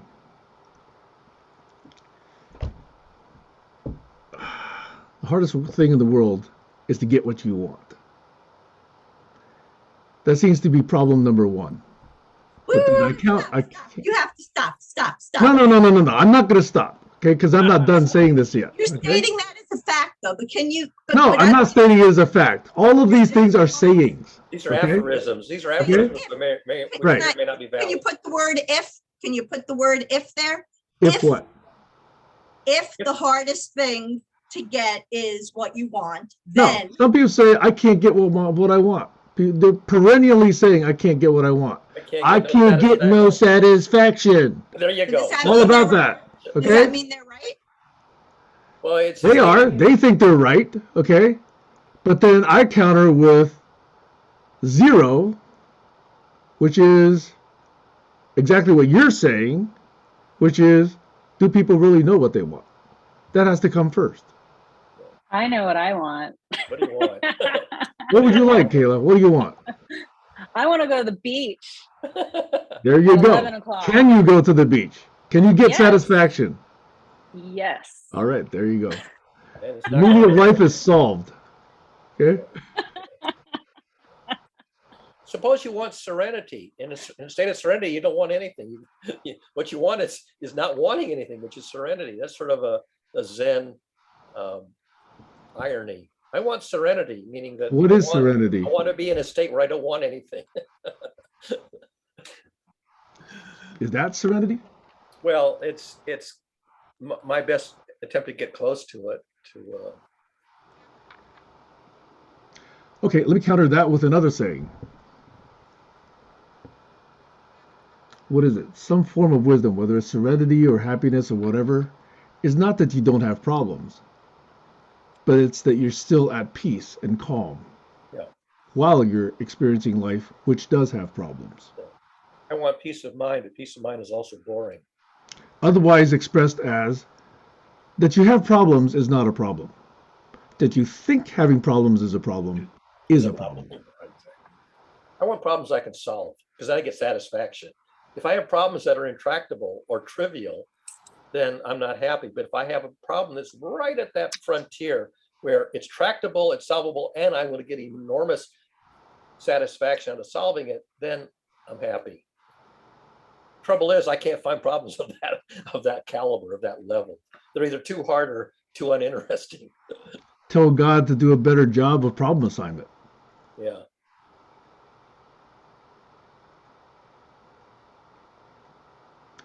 But is that really what you want?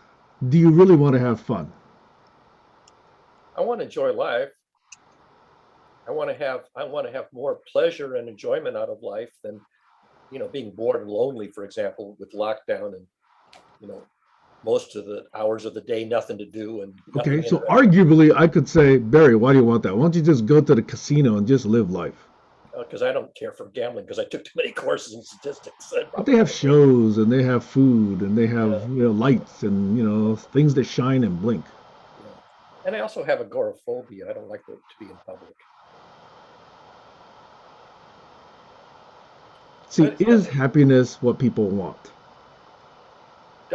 Doug Hofstadter wrote a great story about Happy Town, where everybody was happy, and it turned out that there was an irony involved in it, that if you're happy, then you're not happy. There's a Star Trek episode about that too. Yeah, I don't know that either of them originated the basic trope, but there it is.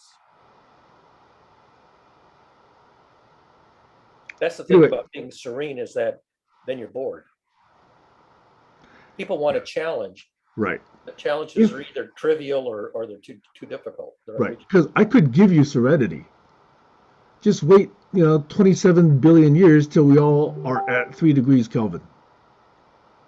That is serenity. Is that what we want? 27 billion years? Well, okay, I may be off by a few tens of billions of years. I don't know.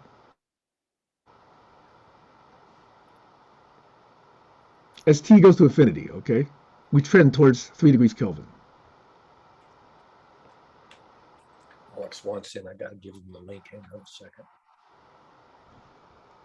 Wait, who wants what?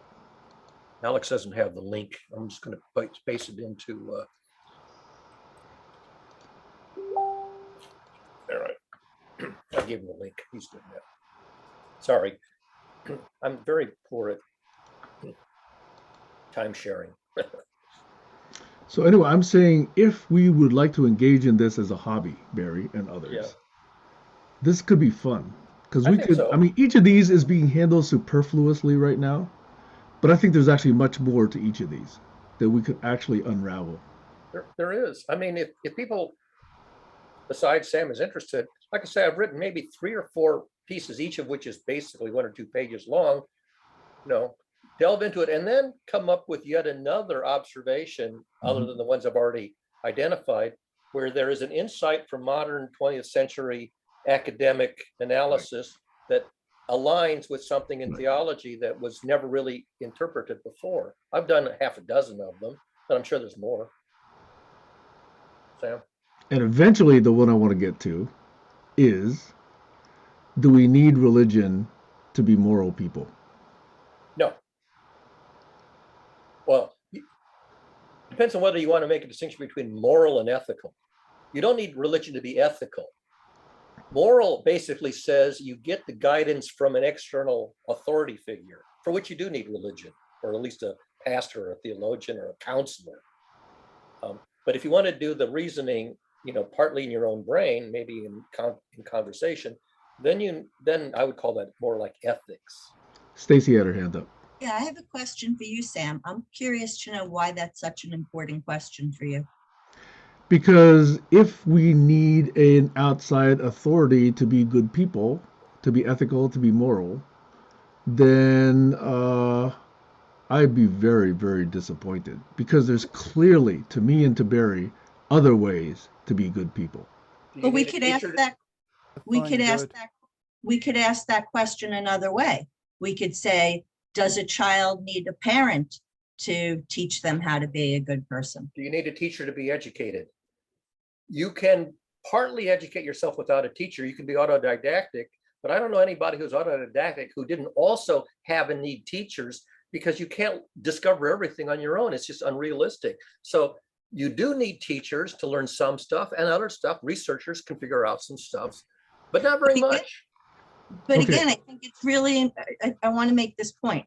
I think it's really important to start at the smallest question. So I would go back to, does a baby need a parent? Because then you could identify along the way all the things that actually are needed. Yes. So I agree with you. I agree with your point. But again, if we look systemically, okay, then you could say in the life of people, as they grow and learn and mature and evolve and gain insight, okay, eventually there are some who are pushing the boundaries of understanding and insight in certain fields. Advanced theologians, advanced scientists, advanced philosophers, advanced whatever you want to call it, okay, who can actually speak at a 5-year-old level to anyone and explain any phenomena in terms that are very clear, okay? Now, those people are probably the teachers. They probably gained that insight on their own through enlightenment, whatever. Buddha claims to have done so by just fasting or whatever, and gaining these insights. Okay. Likewise, whoever solved Fermat's theorem, nobody taught him how to do that. He had to go figure that out on his own. Took them a decade. Exactly. Everybody who actually pushed the envelope of any domain had to figure out on their own. So beyond a certain stage, you do have to go out and just do a lot of study and thinking and reasoning and hypothesizing. Not everybody gets to that stage. In fact, most people don't. So the point is well made, Stacey. Thank you. And if I could just also include, if the only judge of whether or not they've done that learning is how many letters follow their name, we're missing out there. Whoever too. said that? I never said that. You may not have said that. And then again, partly because you're sensitive to that issue, because you're kind of on both sides of that issue, but many people act that way. Let's not pretend they don't. Fine, but fuck them, okay? Notice that I don't call myself Professor Barry. I avoid claiming to be a professor. In fact, I never was one. A very, very funny little thing. I don't think Barry will mind. The reason that Barry ever reached out to me in the first place is he actually thought I was somebody else. Yes. He thought I was this PhD student. Good line, Barry. Good pickup line, Barry.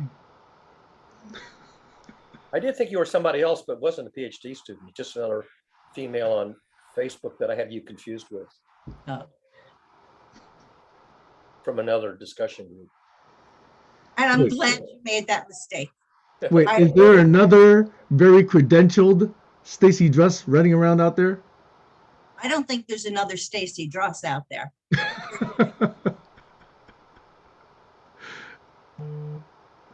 Then I don't get the identity mismatch then. Oh, it's just because all I had was a name, and I very often confused, because on Facebook, all you have is the person's name and then what they write. And if it was several years ago, you can forget who wrote what, which name went with which conversation. And I make that mistake a lot. Can't remember who said what. Was it this person who said it or that person who said it? Yeah, let me just take the pressure off of Barry. In general, when we listen to people, many people will listen differently to someone who is introduced as a doctor than they would to a seventh grader. That's just the truth. And Alex has his hand up. Yeah, there's the group with the credentials who are well educated, then there's the group without them who are unlikely to be well educated, but maybe experienced in life. You've got the sheep and the wolves. And I think the wolves are most likely to be in the group without the doctorate education. You know what I mean? Smarter people are more likely to be, are not wolves, more likely to be sheep, perhaps. But that's a debatable concept. But I think, you know, if you have a collaboration and you've got the wolves and the sheep all in together, you're going to end up with wolves, right? That's been posted, yes. I would say academia is full of wolves and full of sheep. There's kind of education called constructivism, where instead of imparting the knowledge, you know, from the professor, you help the student construct the knowledge from the ground up. And I'm a big fan of constructivist learning. And when I'm playing the role of educator, I'm at my best when I'm doing the constructivist model, allowing the student or the learner to construct it from the ground up, which is why they understand it and believe it, because it wasn't believe, you know, let me tell you the God's truth, ground truth, believe me, because I'm an authority. I don't, you know, I wouldn't want to do it that way. I don't consider myself an I don't know. authority. I'm going to get triggered. To me, that's not constructivist teaching. That's just teaching. It's the only kind that I have any faith in. It's the way teaching should be. Yeah. But let's not pretend that it's always like that, because it's not. Hey, is it too dangerous to try a misogynist joke? Don't ask me. Do ask it, the and then Alex has his hand up. Okay. When I had my Honda Accord and I bought a Garmin GPS, it's not a joke. This is actually a real story. Probably 20 years ago. Okay. My father-in-law, when he heard the voice on a GPS give me directions, he said, "Does it have other voices? Change it to a male voice. It's more likely to be right." This is my I like how you're father-in-law. laughing out loud. I This just is want my to say, father. I don't think that's a misogynist joke, because it's showing the stupidity of the male. So Ooh, touche. Was he doing it to be funny? Okay, it was a Miss Andrus joke then. Okay, sorry. Did he do Oh, it to but be Alex funny, or has his did he hand was he up. serious? No, I think he was trying to be funny, but Okay, yeah, if he's trying to be funny, then then he okay. was telling the misogynist joke. yes. Alex has had his hand up for a while. Sorry, and then do a Miss Andrew joke. Well, I was thinking about the gender bias, and you can't have, I mean, if you're a male, you've got the male gender bias, and if you're female, you've got the female gender bias. No, I'm a male and I have a female gender bias. Well, that too. It's the mix and match thing going on there. When you look in the mirror, you understand your bias immediately. You know, what you see in the mirror is a male or a female. Nothing in between. That image is the confirmation image of difference between male and female. Looking back at you in the mirror. A lot of people think differently than that these days, Alex. That's true. That's thinking differently. It doesn't change the facts. You can think however you like. I find it interesting that many spiritual teachers talk of the center path, and yet everybody swings to the right or the left. I look in the mirror and I'm like, looks good today. Doesn't look good today. I find it interesting that many spiritual teachers are taken down because they're often very scandalous. And it gets revealed occasionally, very frequently, actually. Hypocrites, for sure. Abuse of power happens, corruption happens too frequently. Yep. That's the dark side of the light worker community. It must be a good idea to have a male and female, like in the old days when they had the monarch, the royalty and kings and queens. There was always a female as well present. So that was good. You know, now you've got a president who's either male or female and a singular gender in charge. That's not good. First lady and the first husband, though. Maybe there's a lot of generalization there. So what was your misandry joke? Oh, I didn't have one. I was just saying that might have been the misandry joke. Oh,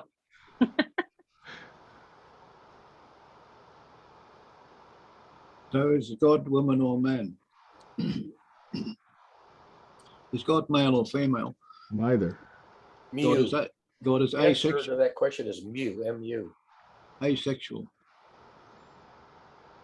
Yeah, who's God going to reproduce with? Yeah, that's a good question. Meiosis. Cain and What? Abel. Are the laws of Meiosis. nature male or female? ISIS? Meiosis. Oh, meiosis. Yeah. Is E equal Adam- MC square a male or female formula? Yeah. Did Adam and Eve's children, was it Cain and Abel? Two boys. Were there any girls? Okay, we're doing a bit of ping ponging, but Barry, you know, that sounds like a joke, but in German, I think almost all nouns have a gender of a sort. Yeah, a lot of I'd be languages. curious to see what E equals MC squared is either das or D or some other form. Don't ask me, I don't Or know. der. But it's true that mathematics for the longest time was a masculine occupation. Why? So- Why do Good we say question. that? Just because there were men doing it? Well, I mean, if you look at the history of mathematics, you know, when do you begin to find women in the history of mathematics? It's pretty recent. I think maybe the 20th century. Hey, you know, what about Mrs. Einstein? Yeah, they figured out quite a bit later that she helped him with, maybe even pioneered the math, at least parts of it. And Rosalind was her name behind the DNA molecule? Yeah, Franklin. And Lord Byron's wife, who did the Boolean calculus. How come And the Chinese Empress Dowager from thousands of years ago? Ada Lovelace. Yeah, there was Hyperion. There have been women in mathematics, but they've been extremely rare, at least in the history of mathematics, literature of the history of mathematics. Or they've had to pose as men. Possibly. or nobody even gave them, you know, a chance to, yeah. I think not many women are interested in physics. Whoa. I don't know if that's true or not, but I certainly don't. I certainly don't have the evidence to confirm or Alex. refute that, but I would take that with a grain of salt. Madame Curie. In She got medicine, a lot she of got- nurses end up in medicine. She got a Nobel Prize in physics and chemistry, which most men only got one. I'm not sure if any men got more than one Nobel Prize. Who discovered penicillin? Was that a female? Fleming. Was it Alexander Fleming? Was that his first name? Fleming. I thought it. Well, there was a woman who discovered something in medicine, Madame Curie. What did she find out? She found out that radiation will kill you. That's right. And it killed her. Yeah, I think she died of radiation poisoning, although I'm not absolutely positive if that was the official cause of death. Certainly shortened her life.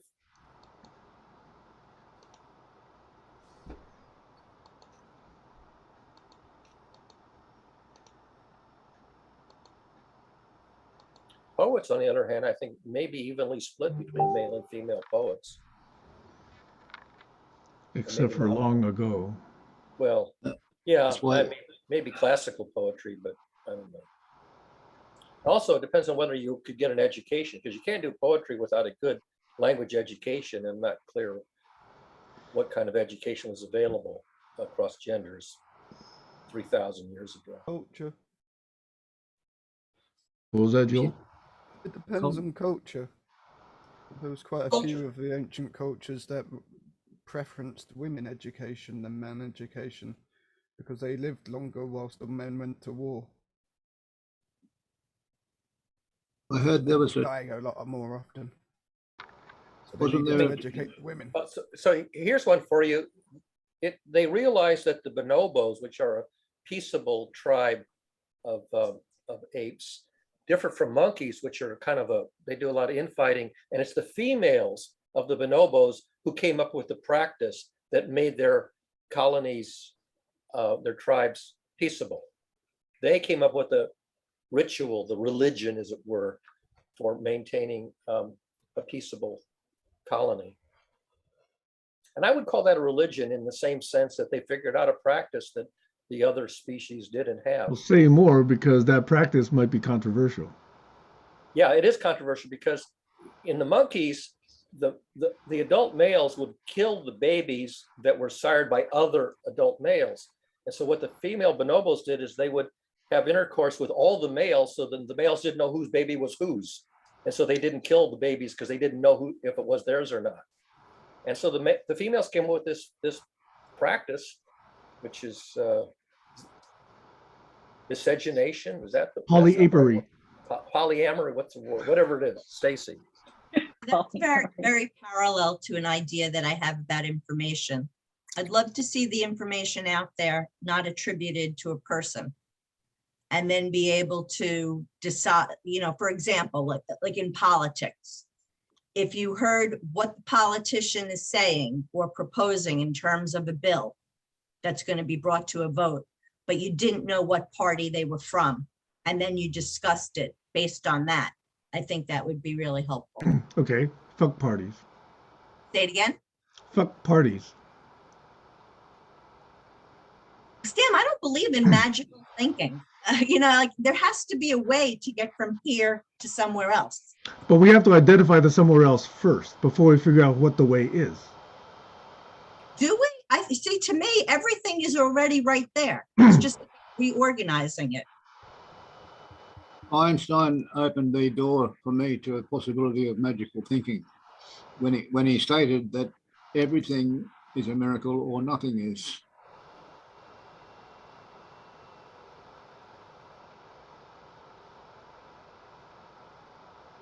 Well, it's like watching a magic show. The illusions are magical until you see the engineering behind them. The Science Museum once had an exhibit on magic that was organized with help from Penn and Teller. And you would see the illusion in the presentation to the audience. Then you were allowed to go behind and see the engineering that made it possible. And so you went from this is impossible to, oh, now I see how they did it. Barry, I see the wonderful things in nature as miracles. The fact that they exist, and then I look at the science behind them, the particle physics and the nanotechnology, the quantum phenomena, and I find that there's a miracle. It looks like a miracle because there's magical things happening there too. And it's even more miraculous. Photosynthesis is kind of a miracle, and we still don't understand how to make artificial photosynthesis. We have some ideas. We think there's a quantum phenomenon involved, but we don't really understand how photosynthesis works. In a sense, it's miraculous and not well understood and not well imitated in the laboratory. And I thought they already made. What? I was just going to say, if we were smart and not being ruled by the economy, we would put all of our efforts into looking at that source of energy. And especially how. Yeah. Somebody's created an algae battery. Yeah. Say it again? Yeah. I didn't hear that. What battery? An Algae algae. battery. Oh, okay. It's not massively powerful, but it's enough to run a microcomputer. There's a Yeah, I read possibility of something called a vacuum energy might be able to give us a quantum battery. Again, I think the point I'm trying to make is that if we really looked at the economy behind everything, all of our efforts would be in that direction, as opposed to the direction they're in, which is what leads us to wars and, destroying Yes. the planet, etc. I think if we had limitless energy, we'd still be required to use it responsibly. We have Otherwise, sunlight. we'd end up with a bigger war. We have sunlight, which is finite, but more than enough. We just have to figure out how to harness it. So we don't want limitless energy unless we're educated enough to use it responsibly. Right. I mean, if we We've got to have converted that- too much sunlight into heat, Yeah, we need then that. and that would not be smart. We need prerequisite skills before we gain access to this energy. The problem is those prerequisite skills take a long time to develop and much longer than it takes to build profit out of it. Yeah, well, that's why we need people helping us with the network. Co-creators are networkers, I believe. Joining people in subgroups, having Hey, sprouting. Alex, I think that's half the solution, but the other half, we have to address those who are currently in power who do not share these views. Because those people will struggle to hang on to their power. Yeah. And my observation is that politicians are almost the polar opposite of scientists. I found that. In fact, in the US, they're absolutely the polar opposite of scientists. They're all lawyers. Yeah, You know, exactly. people touting democracy usually point to the fact that the best it can achieve ever is 51% versus 49. You know, but you know, Okay. I look at the fact that sometimes you've got 85 or 95% of people who favour a move, favour a policy. 95%, that's the vast majority, and yet it doesn't get through because the people who are accepting these policies and debating these policies have their hands deep in the pockets of the contributors, the donors, and the corporate lobbyists. Yeah. So, Barry, here's another one to go into. Democracy is a bad social governance model. Yeah, I've written about that at least 2 or 3 articles. In And fact, yet we think it's good, and yet we seem to worship the form of it that we have in this country, which is nothing close to a democracy. yeah, well, you know, Socrates Stacey. was not fond of democracy. he identified the inherent flaw in democracy, and in fact, he was a victim of that very flaw. They voted him off the island. Democracy leads to And close demagoguery. behind it is also capitalism, of course. When you have capitalism and democracy and corruption, boy, that's a fatal triumvirate. I mean, democracy sort of goes along with both voting for unit politicians, because you can't have half a politician, but also the rule of law. You basically are voting for, you know, one of these step functions. And if for up to me, I would say I would never vote for a step function. I would only vote for some kind of a graceful, continuous feedback function in the feedback And loop. yet, But that's not an simple minds can only understand simple notions. If then or else. Like, for example, why the bleep is the minimum wage a fixed number when economy is dynamic? Yeah. You know? Yeah.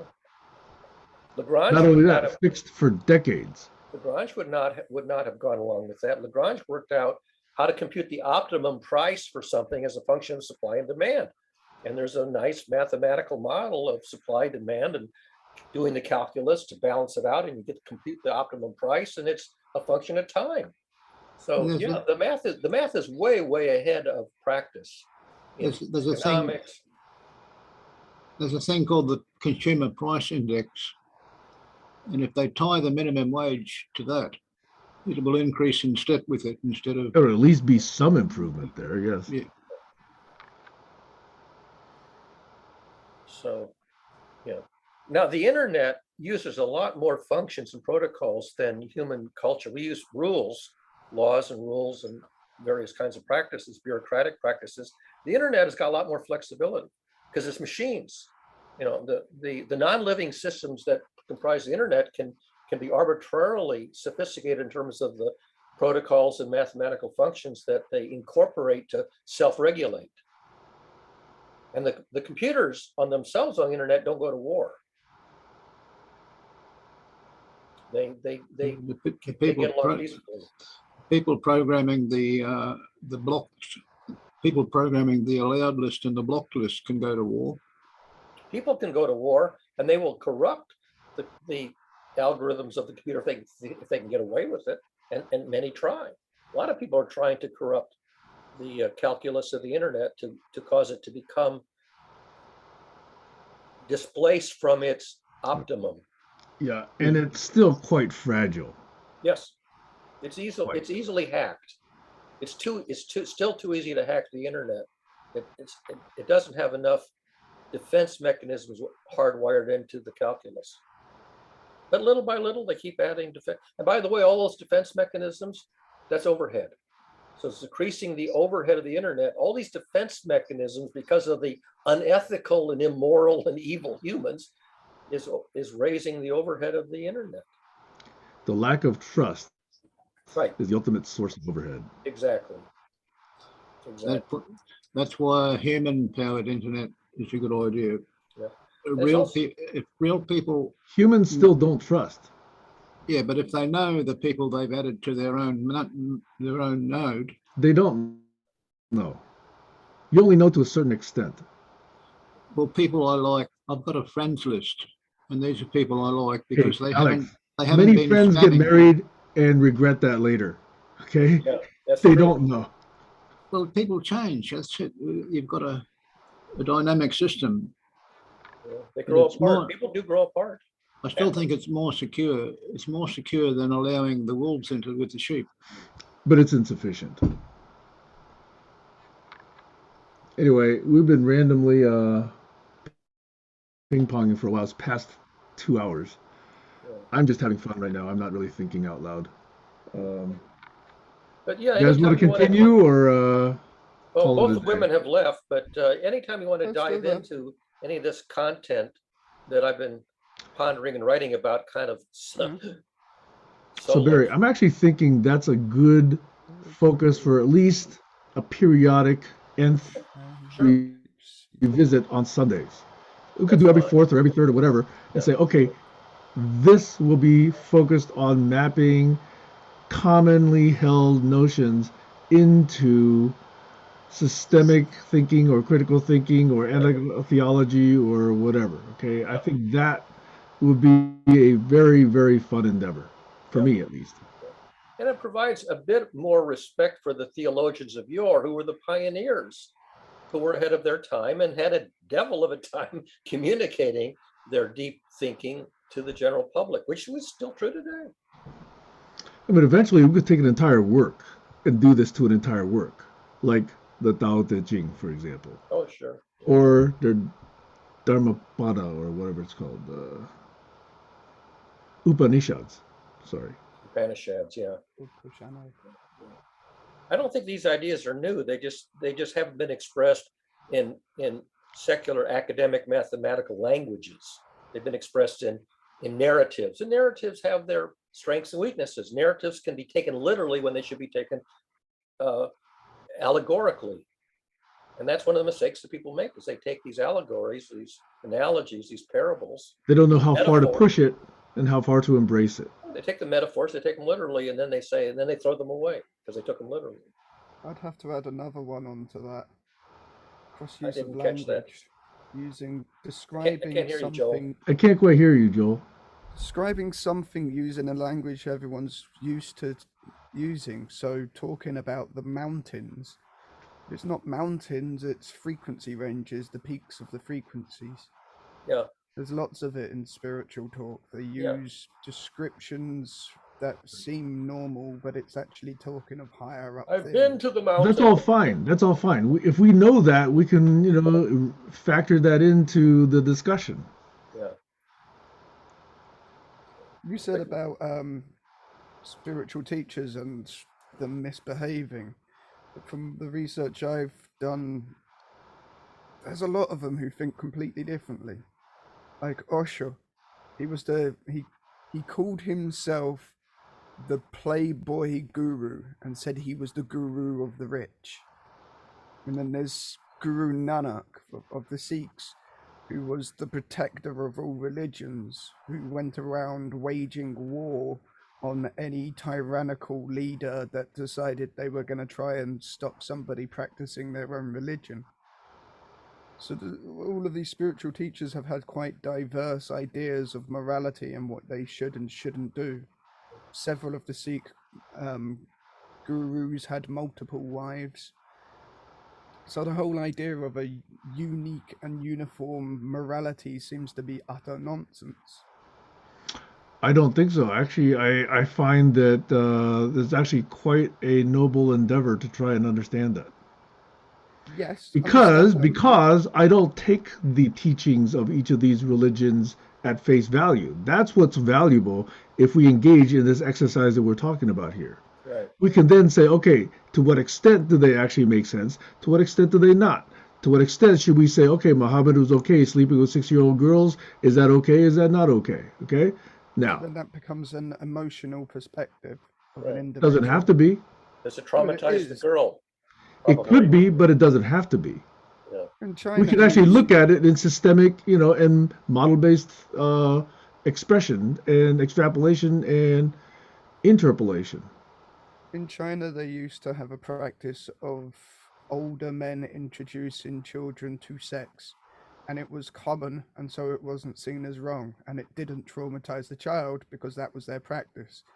Yeah. Whereas in Spartan times, they mostly had a practice of homosexual sex from a very young age, and they didn't get married until they were older. In fact, that got to the point where men were so used to having sex with men on their wedding nights, the women had to shave their head and act like men for the men to be able to perform. So it all becomes a bit of what's accepted and what's understood. Just an idea can change how someone is traumatized. If a child is brought up with it being complete and utterly normal, then they're not traumatized. Whereas if you teach that child that it is unnormal and the rest of society says it's unnormal, then they will become traumatized. So it becomes a bit of an evolutionary distinction. We can see that in the animal kingdom as well. There's a very diverse range of what is the normal practice for a specific species. And even today in worldwide cultures, it's still not uniform. Some countries have a coming of age sex right at 12. England has 16. America's 18. So even today, the ideas around sex and what is right and wrong isn't uniform. Some countries have multiple marriages, some countries don't. Some people accept sex in marriage, other places don't. So may I clarify that, Alex, before we go on? See, I believe, and Barry, correct me if I'm wrong, what we're talking about here is not taking a look at all the teachings of all of these different religions and then trying to say, okay, where do they match, where do they not match? Right. We're trying to say, where do those teachings emerge Yes. from systemic thinking? Yes. Okay? It's a different notion entirely. Yeah. And how long do those ideas, how long does that thinking survive before it becomes anachronistic and obsolescent? Because ideas do become anachronistic and obsolescent after a few generations. So you can have a practice which doesn't traumatize children, but if the practice continues for 7 generations, by that time it may be traumatizing to the 6th, 7th, 8th generation. And you have to determine at what point do you have to retire a practice because it's no longer non-traumatizing. Like circumcision. Well, we do circumcision as a medical procedure today. We don't have to, though. Yeah, I don't know. I really don't know enough about the medical arguments pro and con to say why we do it or don't do it or should or shouldn't do it. But it is a pretty widespread secular medical practice, at least in the Western. Right. Doesn't. And it's right. Yeah, I'm not the expert on that one. Sorry. I'm not an expert on evolution either, but in evolutionary terms, the homosexual communities tend to die out quickly because there's not enough children being produced. Has that ever been proven? You've got to have females involved if you want children. So they're not 100% homosexual. They're having children in order to pass on their homosexual genes if they have homosexual genetics. I don't. And the other point, Colin, the other point, Barry, was that I can quickly spot the difference between a spiritual guru and a cult leader. Because I wish I could. you listen to them long enough and you eventually hear them That's No, not that's okay. quickly. Listening to them long enough and quickly or not, or sort of opposites. Quickly, Get- no. Long enough, yes. Yeah, it's getting to the ground, the root of the spiritual understanding quickly, and finding out what their root core beliefs are. That's the way to get to the knowledge of whether or not they are truly a spiritual person or whether they're just looking for the quick a, buck. a charlatan. There's lots of charlatans. Yeah, trying to sell a webinar or a PDF or a course on spirituality or something, or a book of memes, a book of totems or something like that. Joshua turned his camera on. Oh, he's his hand up too. Go for it, Joshua. You've got a hacker on your Global Challenges collaboration website, a Russian hacker or Ukrainian hacker posting. There's not one, there's thousands. Come on, I've had it up there for not patched for at least a year, 3 years now. Yeah, there's thousands of hackers on there. Don't worry about it, Alex. It's fine. And I mean that sincerely. Like, I was going to take the site down like 3 years ago. No one's touched it. It's just there for hacker fodder. But I was thinking about what you guys were talking about, emergent properties, and how do you put these boundaries when you're talking about morality or cultures, or if it's traumatizing or not. It does come down to interactions with others and how you would boundary that in terms of system thinking. If you're on a path somewhere and you don't see any other people for many years, but then all of a sudden that path intersects with another road from another city or town, and you start to meet other people on that path, that's going to affect the culture. And they're going to say, ooh, I see two men having sex. Ooh, that's disgusting. Or, ooh, that looks fun. Let's join. I want our culture to be that way. Or, anything that you have is only as good as how it emerges with others. And the question is throughout time and history, there's been different paths that have been cut off. Like, all roads lead to Rome at one point in the European area. That's an old expression, but a true one. If you look at the city of, say, Moscow, you can see all the roads going out in circles from that city. But knowing what the emergent property of travel, communication, and interaction with others are is the first thing you would have to do in order to set up some sort of system. And I think that's important to talk about, how you define what interactions are going to be in communication. And it gets way complicated when you have 7.9 billion people on this planet. I only bring that up because I listened to the whole conversation from start to finish, and I noticed a difference when Alex came on. Alex, it's almost 3 a.m. Am I correct? Your time? And you're coming in at 3 o'clock in the morning at your time. That's a completely different energy space of mind. Yeah. And so, and I also noticed Joel's microphone is very different. So the dynamics of his volume, he tried to speak when you were talking about democracy and didn't get a chance to really participate in that section of the conversation. Then you moved on to another subject, but it was because his mic was so low, both you, Barry, and Sam couldn't hear him. So I'm just saying, emergent properties is very important to take into account what other boundaries and who's coming into the conversation. And especially when it's a global 7.9 billion person conversation. And maybe more, maybe less in the future. We have to figure that out. I'm complete, Barry. In 1902, there were only 2 automobiles in the entire state of Kansas, and they collided. In the 1970s, there were only 2 trains in the emerging Bay Area rapid transit, and they collided.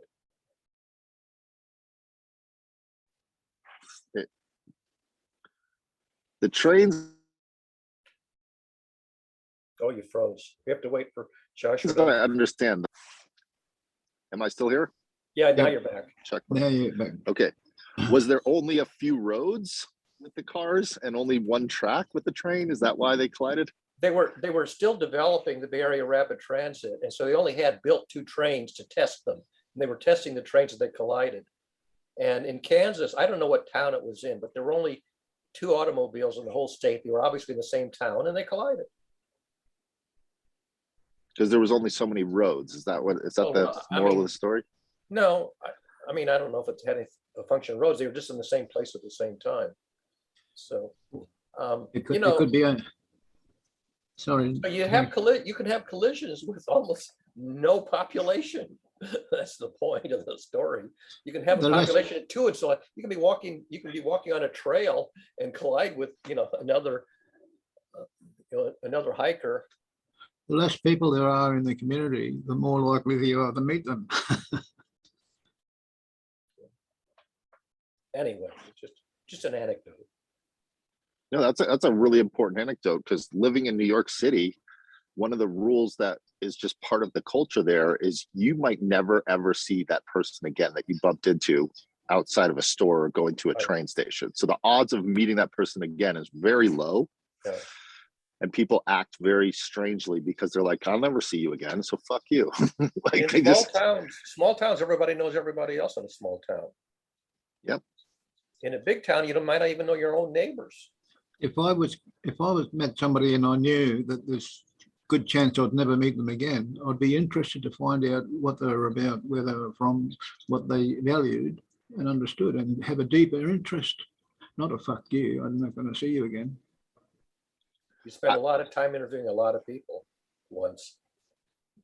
I felt the same way, Alex, until I lived there for about 3 to 4 years. And I learned that after you've had 18 conversations, and that was just on your way to work for a half an hour, and then times that by 365 days times 3 years, and then the guy that bumps into you for a second going into the train, you're like, hey, like it's a different, I don't know how to explain it, but it's just a different mathematical number. Your brain can only take in so much information of so many new people, of so many new lives before you get desensitized. Yeah, there's a maximum number of friends you can remember detail about. Yeah, it's a few dozen. I forget the exact number. Psychologists and sociologists have worked it out, but it's of the order of a few dozen, I think.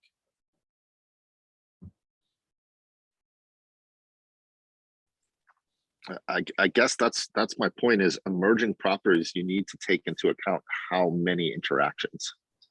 Yeah. That's where the emerging discussion that I'm hoping that builds momentum in the GCC is the one about the wolves and the sheep.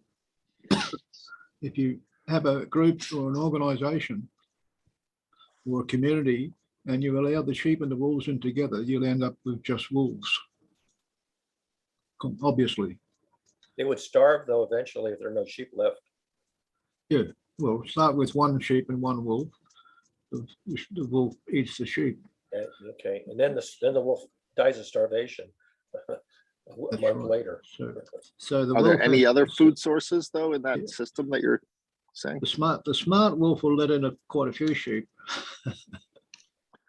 By the way, so go ahead, Barry. I was going to say there's a whole body of mathematics about these population dynamics involving two or more. In fact, again, at the course at Stanford in systems theory, that was a classical model. One of the very first models we learned is these population models with the prey-predator model, and which ones are stable and which ones die out. It was really interesting applied mathematics. Yeah, I think that's what I'm trying to get at, is if you're really going to use system thinking to go into religion or ethics or morality or culture, you do need to apply some of these mathematical equations, because it's different for a country like Canada with 34 million is going to have different morality and ethics than a country like America with 320, or India with 1.4 billion. It's the basic introduction to system modeling for sustainable systems that don't oscillate and have a probability of dying out, but ones that maintain some kind of stability over time. That's where the agreement plays an important role. Sam's community of impact agreement is a classic example of one that helps to establish these values.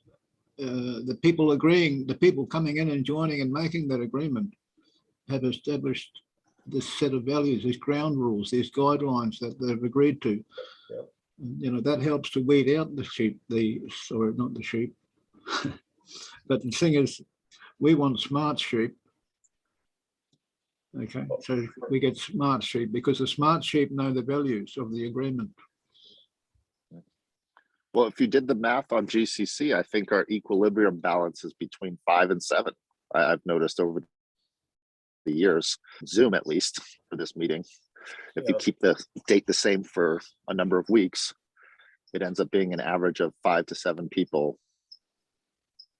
Sometimes there's 12, sometimes there's 3, but equal. I mean, we could do that math, I'm sure, pretty simply.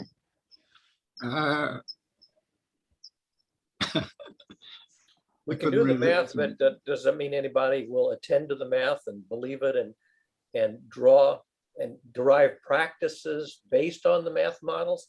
See, in optimal management, you do derive practices that are grounded in the mathematical models that have been validated, but in general culture and politics, they don't do that. They do magical wishful thinking. It's like this NRA stuff, making these crazy claims about, what does and doesn't cause events to happen. And, you get the cause and effect models completely out of whack, and then your regulatory processes are pointless. Or if you did the math behind all that looks like chaos, they're actually doing the math, sectioning off their districts in very mathematical sections, very party line based, very, knowing who's going to vote which way. And then it looks all chaotic, but really it's just trying to tilt it to 0.3% voting to this one way. They're corrupting it in favor of one demographic, the gun manufacturers, for example.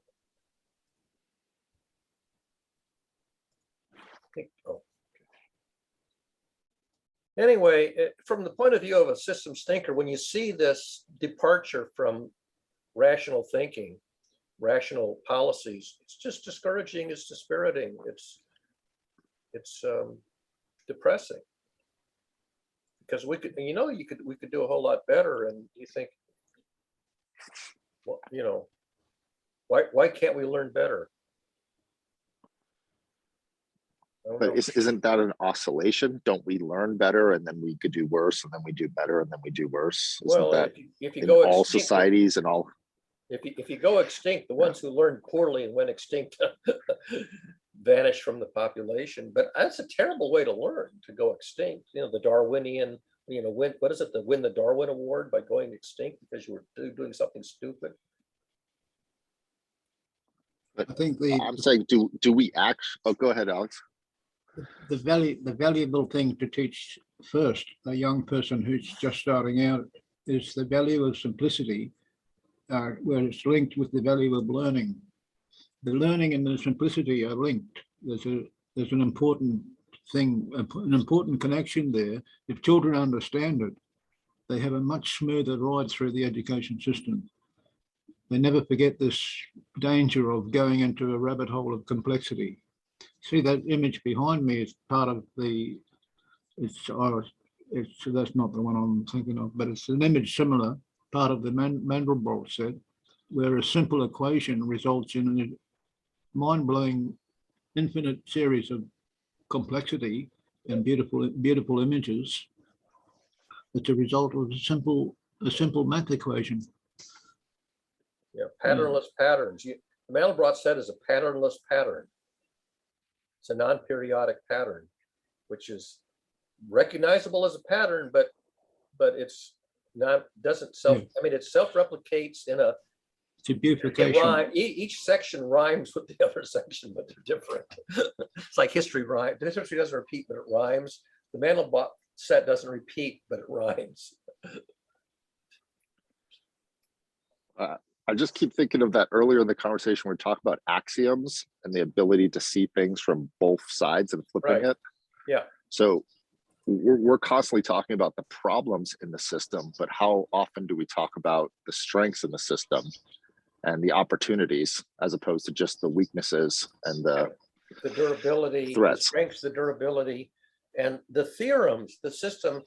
Does the system support a theorem like survivability, for example, or some other property that you want?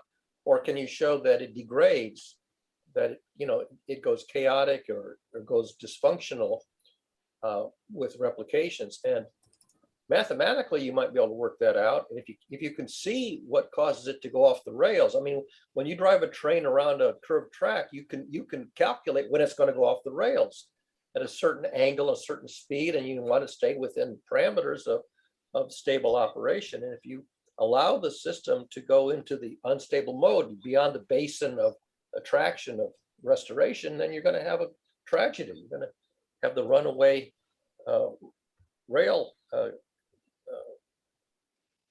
runaway mine train. I mean, it's a well-known metaphor, maintain the basin of stable operation, and otherwise you're going to have a crash. Yeah, but you need a crash every so often to remind people to make a better train track. Well, if you're getting sloppy, then you're going to have that tragedy, and then that reminds you not to be so damn sloppy. But isn't that how all society is that eventually it starts to get sloppy, people get complacent, and they don't adhere to beliefs or rules that they know the system would be benefiting from? Empirically, we observe that. Yeah. Now, does it have to be that way? Well, I don't know. Maybe our species is just not sufficiently disciplined to avoid that. Ah, there you go. That's the word disciple, discipline. Yeah. Right. I don't think I think as a species, we're very undisciplined. And this is where you could say that if religion was intending to provide a good discipline, then we're departing from the discipline, and that which is hypocrisy, but departing from the discipline too much, and then you have the tragedy that the discipline was trying to prevent. And our species has legendary lack of self-discipline. Legendary lack of self-discipline. Which means yeah, go ahead.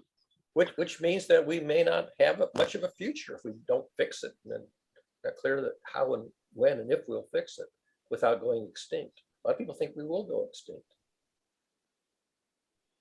And maybe sooner rather than later. I think, a lot of people thought we maybe have a millennium left. Other people say, no, we're down to maybe only a century left at the rate. Nobody knows. Well, yeah. but the thing is that the predictions are getting shorter and shorter. Well, here's a good question. At this exact moment in time, population is on the decline. Correct? Would anyone refute that? I don't know. Possibly, probably. But we're up, what, 7 billion or something like that now? 7.5 billion? You're muted, Joel, if you said something. 8 billion. 8 billion? Okay. I think. Which is probably too many for the planet. It's hard to guess the births. It's probably too many compared to other forms of living systems. You talk the carrying capacity of the planet you're talking about. I think we're pushing the limits of the carrying capacity of the planet, and this is what the climate scientists are telling us too. At the current models, we're doing that, but if we could change the models and be more in harmony with the practices. planet. I mean, we need to change the practices because I'm using that word synonymously with practice and model, meaning we're practicing a model and we're modeling a practice. Yeah. So what's driving our destruction is the practice, and the practice is consume and grow. Elite economists are telling us that if growth is stifled, the economy collapses.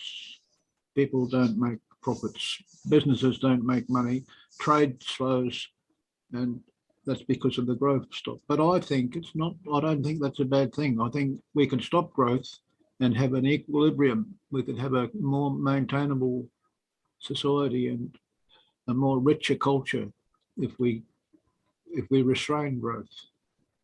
Over. Well, again, you don't want to go to the point where you overload the carrying capacity of the planet, and there's a danger that we're doing that. Measurable danger. What if we upcycled everything and we found an equilibrium with all of matter? Then we might survive beyond these dire predictions of the time. Thing is, none of us will live long enough to find out if we do that. Yeah, the big issue we got to face is the feedback loop. But what if, like, Oh, sorry, Alex. I just keep thinking like we won't live long. Like everyone's so pessimistic, like, oh, we're gonna destroy the planet. What if our goal was to be on a planet with 7.9 billion people all surviving at once? And this is it. We reached it. We're at the pinnacle. This is the end.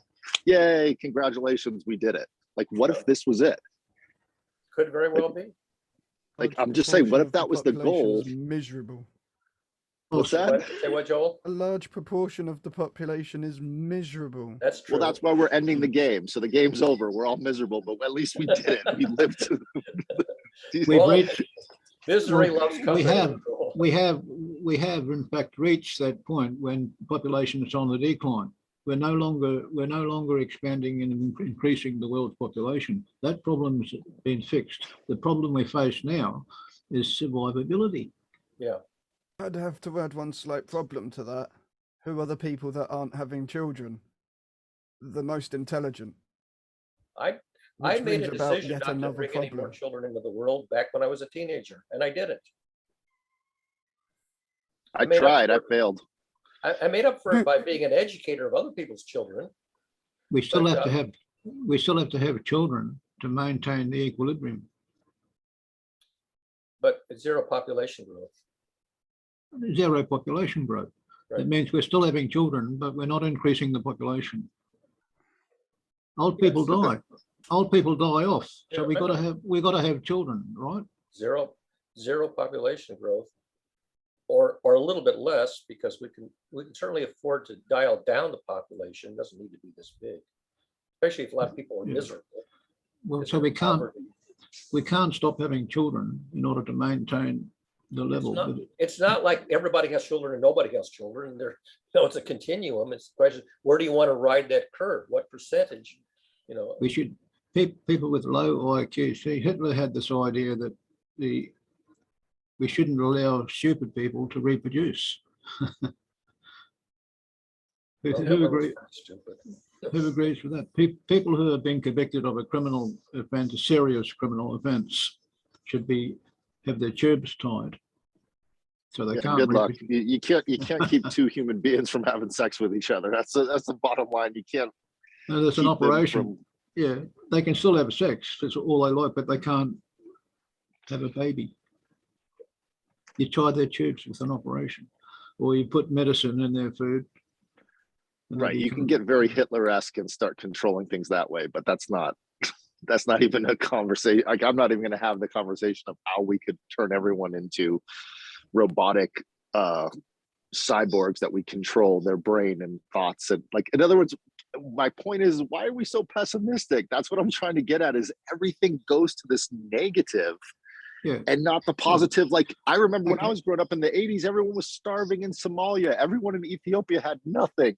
The And now positive there's thing- 2 million people coming out of poverty that are, getting wells, and it's getting better. It's at least better. I'm not saying it's good, but it's not worse. It's better. Yeah, the positive side is the smart people are encouraged to have children. We end up with more smart people in the world. Is that a positive move? No, the If you don't positive have- news is that they formed NGOs and non-government agencies, and they started shuttling help and support down over to those areas. Yeah, what did the stupid people do? The stupid people started But buying. the smart, all- stupid thing, I can't go there because you don't know your IQ. I don't know my IQ. And you could take Well, they- tests, and we don't know what smart or stupid is. Nobody I'm not- knows here. That's what I'm getting at. They called Okay, smart people. I'll They listen. called. I'm getting at that. They called smart people the people who brought bulldozers and developed huge industries. They became wealthy and they became people who generated more growth in the economy. That's what the economists called smart people, industrialists, entrepreneurs. But they weren't doing something smart. They were doing something destructive. So they weren't smart at all. I might be smart enough to solve a problem on paper, but I'm not smart enough to know how to reduce a solution on paper to practice. I have no idea how to do that. And that's what I'm trying to get at. Thank you, Barry. Is my dad started a non-for-profit in the 90s, and he would go to villages in India and put wells in there. And he'd come back a year and a half later and they go, why are you guys still walking 3 miles to go to the well? We put the well right in the village. And they said, oh, but sir, it is not working. I do not know. You put it there. I do not know. It's not working. So we left it. But how do you get someone to maintain Right. and utilize, and how do you work together where it's something where it's like Barry said earlier in the conversation, if you can have a teaching where it's their idea, not you imposing your idea onto them, but it's their well that village drilled, that village maintained. I mean, to me, that's what solving all the world's problem is. Ask someone what they want, work with them so that they know how to get what they want, and then try to sustain the wants and needs so that they don't need anyone to help them get it into the future. Here's a Families, question then. societies. Yeah, go ahead, Joel. If the world collapses, who's going to survive? The The people who are insects. used to having the luxuries and getting water from a tap, or the people who are used to walking 3 miles to go and get their water? It's going to be the people who are hardy, not the people who have become weak through technological abundance.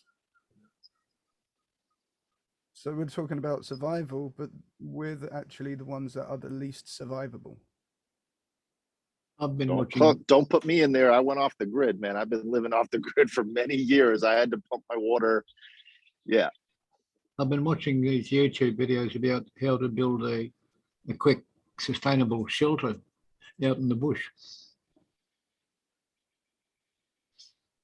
Well, anyone want to come over to my place? We're building those things right now. So come on over. We got ravines and gullies and water to pump, and you got to get it up the hill and get it into clean out a big, huge tank, and then run a pipe and get it down through gravity. And there's an Australian plumber who invented a pump that works off the force from some flowing water. You get the flowing water to fall over a ledge to drive a water wheel, and the water wheel drives the pump. And he's got one that's got a pipe. The water flows down the pipe and hits a diaphragm, and the diaphragm presses a lever, and the lever drives a pump. Yep. So it's called energy and free energy way to get water up to a tank. And once the water's in the tank, you've got a fresh supply to drink or to drive a turbine and create electricity. Yep, we use gasoline, and we're converting it into solar soon. But to get it up from the well, we have to pump it with a generator, and we use gasoline to do that. Yeah, I would get a couple of windmills to help drive that pump. And that's the thing. That's what Barry was talking about. Yeah, come on over and build the windmill there, Alex. Have you ever built a windmill? Do you know how many voltage of energy comes out of a windmill? Like, here's the wind right here. We use a Philip and Paykel washing machine motor. There's a direct drive washing machine motor. You convert it into been there. Done that. It gives you an incredible generator for electricity. Not really. Well, not that much. And it also breaks off. Have you ever tried to weld one of those onto a piece of metal in a 70-mile-per-hour gust up in a mountain? The people living off grid in New Zealand, and they're running their homes on Pelton Drive water generators that are made with that direct drive Philip and Paykel. I believe it. I know that to be true. I'm just saying, have you ever experienced that when you plug in your TV at night and you only have so much electricity that came in through the windmill, and your TV, you want to watch the last hour of the movie that you want to watch, and then it goes out because you didn't get enough electricity because the wind stopped blowing for the last 3 hours? TVs don't generate that much. TVs are not that demanding, especially LCD screens. Alex, they're not much power when your battery is on 40%. But brother, I'm telling you, I live this life is what I'm trying to tell you. Well, you off the grid, no electricity. You've got to remember that the wind is going to stop blowing, right, at night time when the sun's not shining. That's why I'm saying don't do it theoretically. Turn off your electricity right now and go do it. Go run your house on a windmill.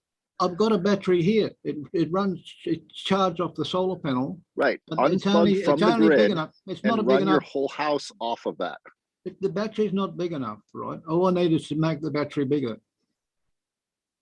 Exactly. That's my whole point, is you need a bigger battery to store. But if you can't fill up the battery as fast as you're sucking power out, because you're not just running a TV, you're also running your lights and your water pump and you're running other things. I'm just saying in No, theory, the water pump's not run by the battery. The water pump's driven by the water.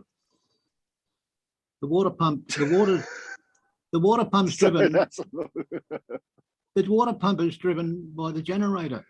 The generator is right, driven by the water. because you're fortunate to be on a river or something where the water is continuously flowing down and creating energy. Yes, I got that. But if you're not in that fortunate situation, then you need a water pump. No, then you need solar panels and a battery. Okay. Anyway, I've lived this life is what I'm trying to tell you, and I'm rebuilding it right now. Come visit me. We'll hang out. We'll check the voltages. We'll see if we can get that that turbine to spin properly. It's not that easy, is what I'm trying to say. Is that I've taken out the old washing machines and trying to get them to spin up. It's not that easy. My skills like in carpentry. I like building towers for the windmill. Okay.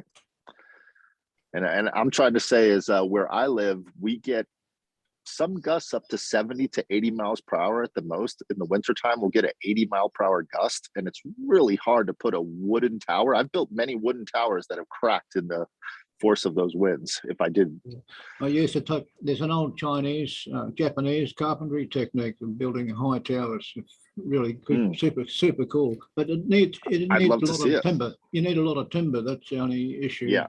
I like to build them out of bamboo. Yeah. I guess I'm just trying to say, I'm not trying to be combative as much as to say Barry's thing of, if you understand it on paper and you can theoretically solve something, in practice is very different, because there's things that you didn't think about on the paper. You didn't write down not just 80-mile-per-hour gust, but the wind tunnel of the ravine around the corner from where you live that the dust went through, that amplified it from 80 up to 90 to 95 miles per hour. Yeah, but when I look out one window and I see people building them, then that paper flows out the other window. All those plans, because you don't need the paper plans unless you go over the road to see those people who are actually doing it, and you say, "Can I see your plans?" And they'll say, "Sure, here, make a copy if you like." We put it on the internet. As a matter of fact, it's a PDF. I just think with everybody's experience here, if we can share experiences and then we can experience together, between your knowledge, Alex, Barry's knowledge, Joel's knowledge, Sam's knowledge, my knowledge, and then all together we experience something and bear witness together, that's, to me, that's what humanity is all about.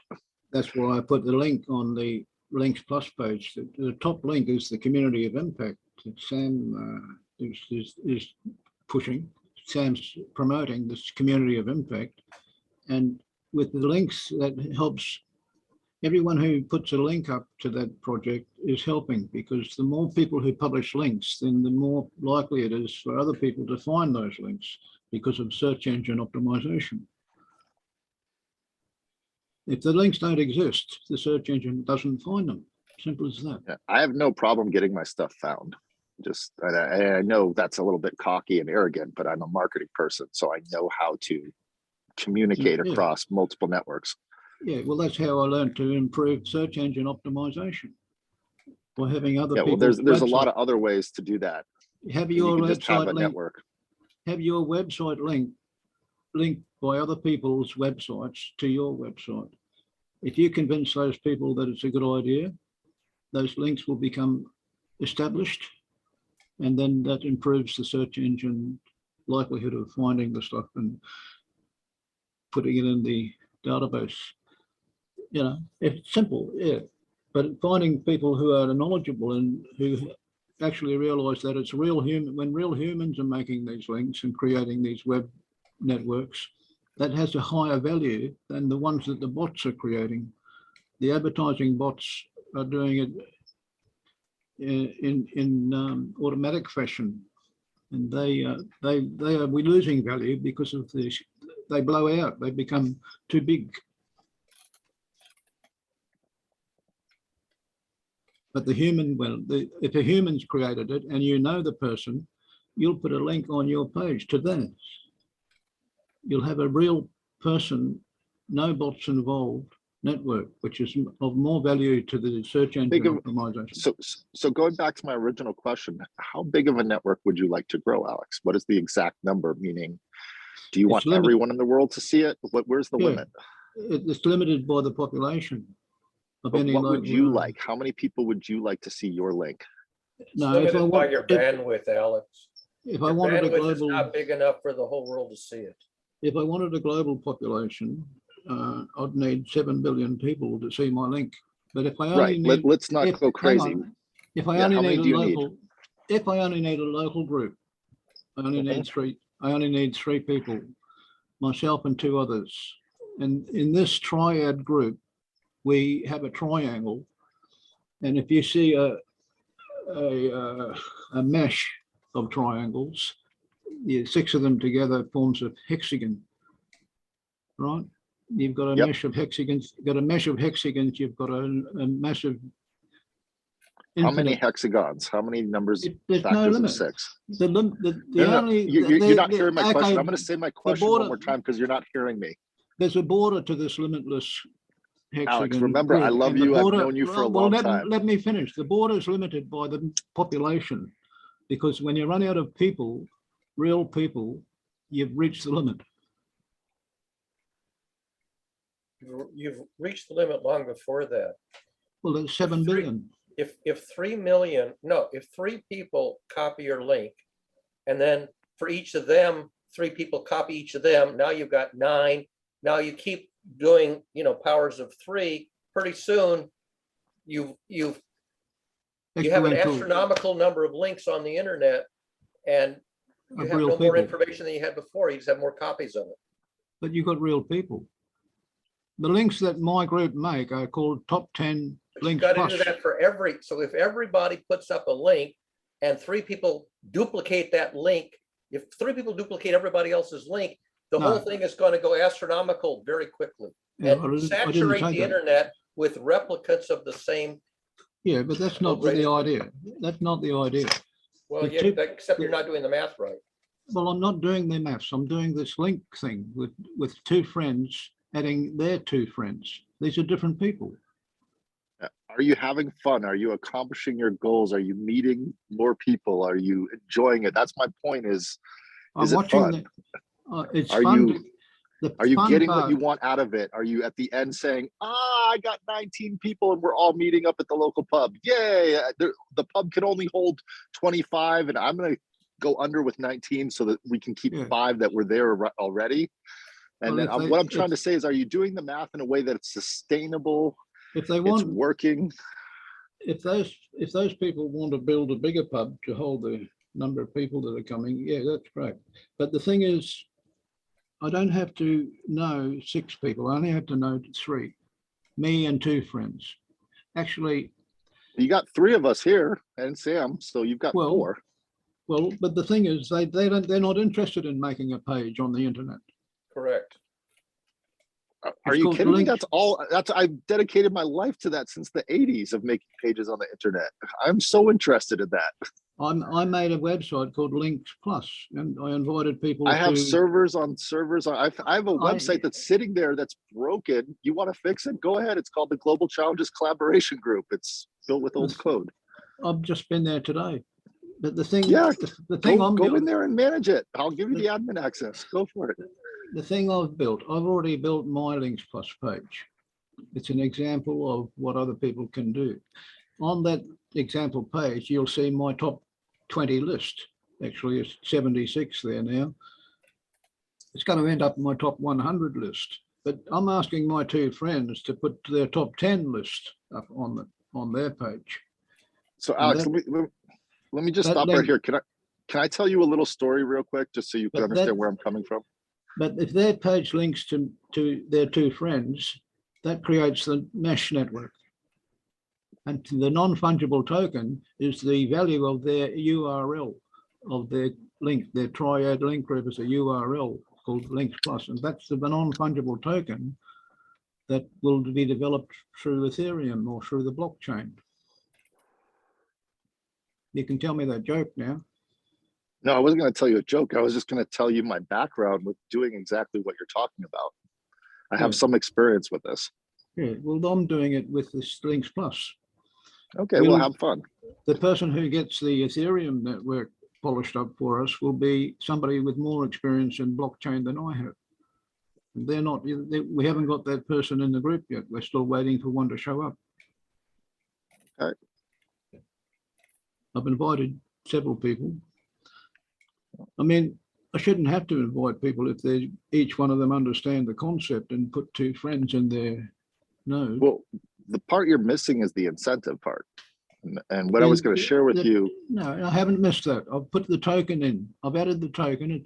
The token's value increases from the date of its conception, right? The day you start that token. Just because you tokenize something doesn't give me incentive to want the token. Well, people don't have to buy the token because its value is increasing by the factor of time. It's 1 day old, it's worth $1. It's 2 day old, it's worth $2. It's not, you don't have to buy it. You just have to own it. You own the token. I can show you a YouTube video where a guy did a social experiment, walked around and tried to give people money, and people said, no, thank you. I don't, it's trust is what you're missing. You can walk around to people and say, here's $100, take it. And people go, no, well, I don't trust that there's no strings attached here, so I don't want it. You can't buy trust. So you can't purchase. Can't buy trust, but you can build trust. And what I'm trying to say is you can build trust networks.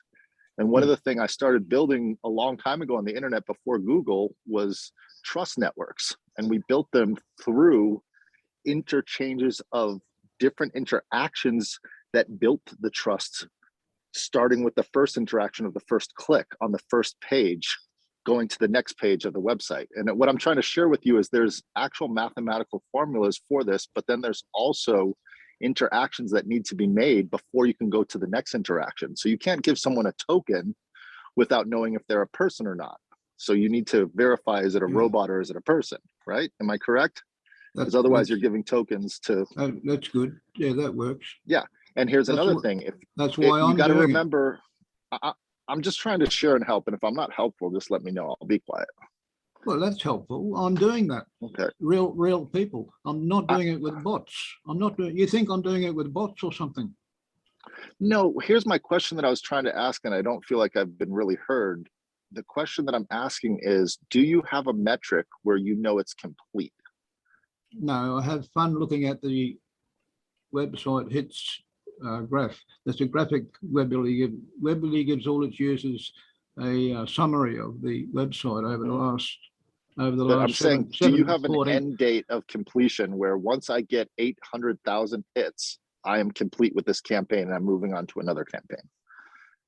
You get your token verified as soon as you've established a URL that's got links +2 in the name.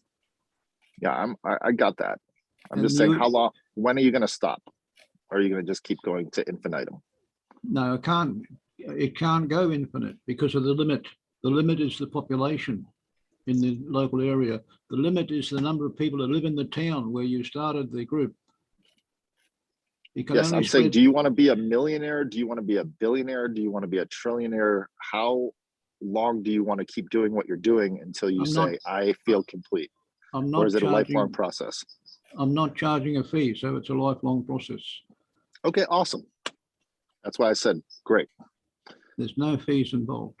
You can't do that for money because the authorities will close you down.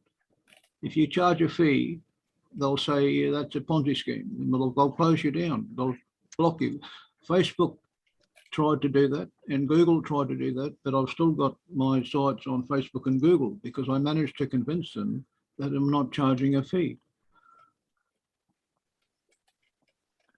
And I'm still inviting people to join it. 2 people, add 2 people.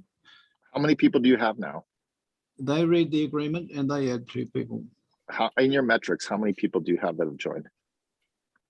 How many users? I don't have any. I'm not a node operator. I'm the founder. So I don't have, only the people who have nodes operate and have fans joining. How many people are in each node? 2 plus the owner. So 3. It's a triad. So right now, how many nodes do you have? 3? No. I don't know how many nodes. I haven't counted them. Okay, well, let me know when you count them. That's my whole point. Well, I don't want to count them. I want people to join something that sounds like it's worthwhile joining for nothing, join for free, and have a URL. Once you own a URL, that becomes a digital asset. And then there's a token attached to that URL. It's called a non-fungible token. That's also increasing in value. Yeah, I'm getting a headache. I'm just being honest, Alex. I got a headache. I love you. I see what you're trying to do. You're telling me, if I can help in any way, let me know. And when I say I love you, I mean I care about your success. But hang on, you keep telling me that increasing the value of a URL means having networks and having people involved. And that's not what I was saying. But you were saying you've been doing this for years and creating networks and people and getting people involved in marketing. I'm saying that I've built trust networks and I don't trust your network. And I'm going to leave it at that. Well, you can't add friends. I don't know the metrics of just like Twitter. Let's take it back to a network that exists right now. Twitter exists. It was built. It's worth $44 billion. A gentleman tried to buy it at that cost.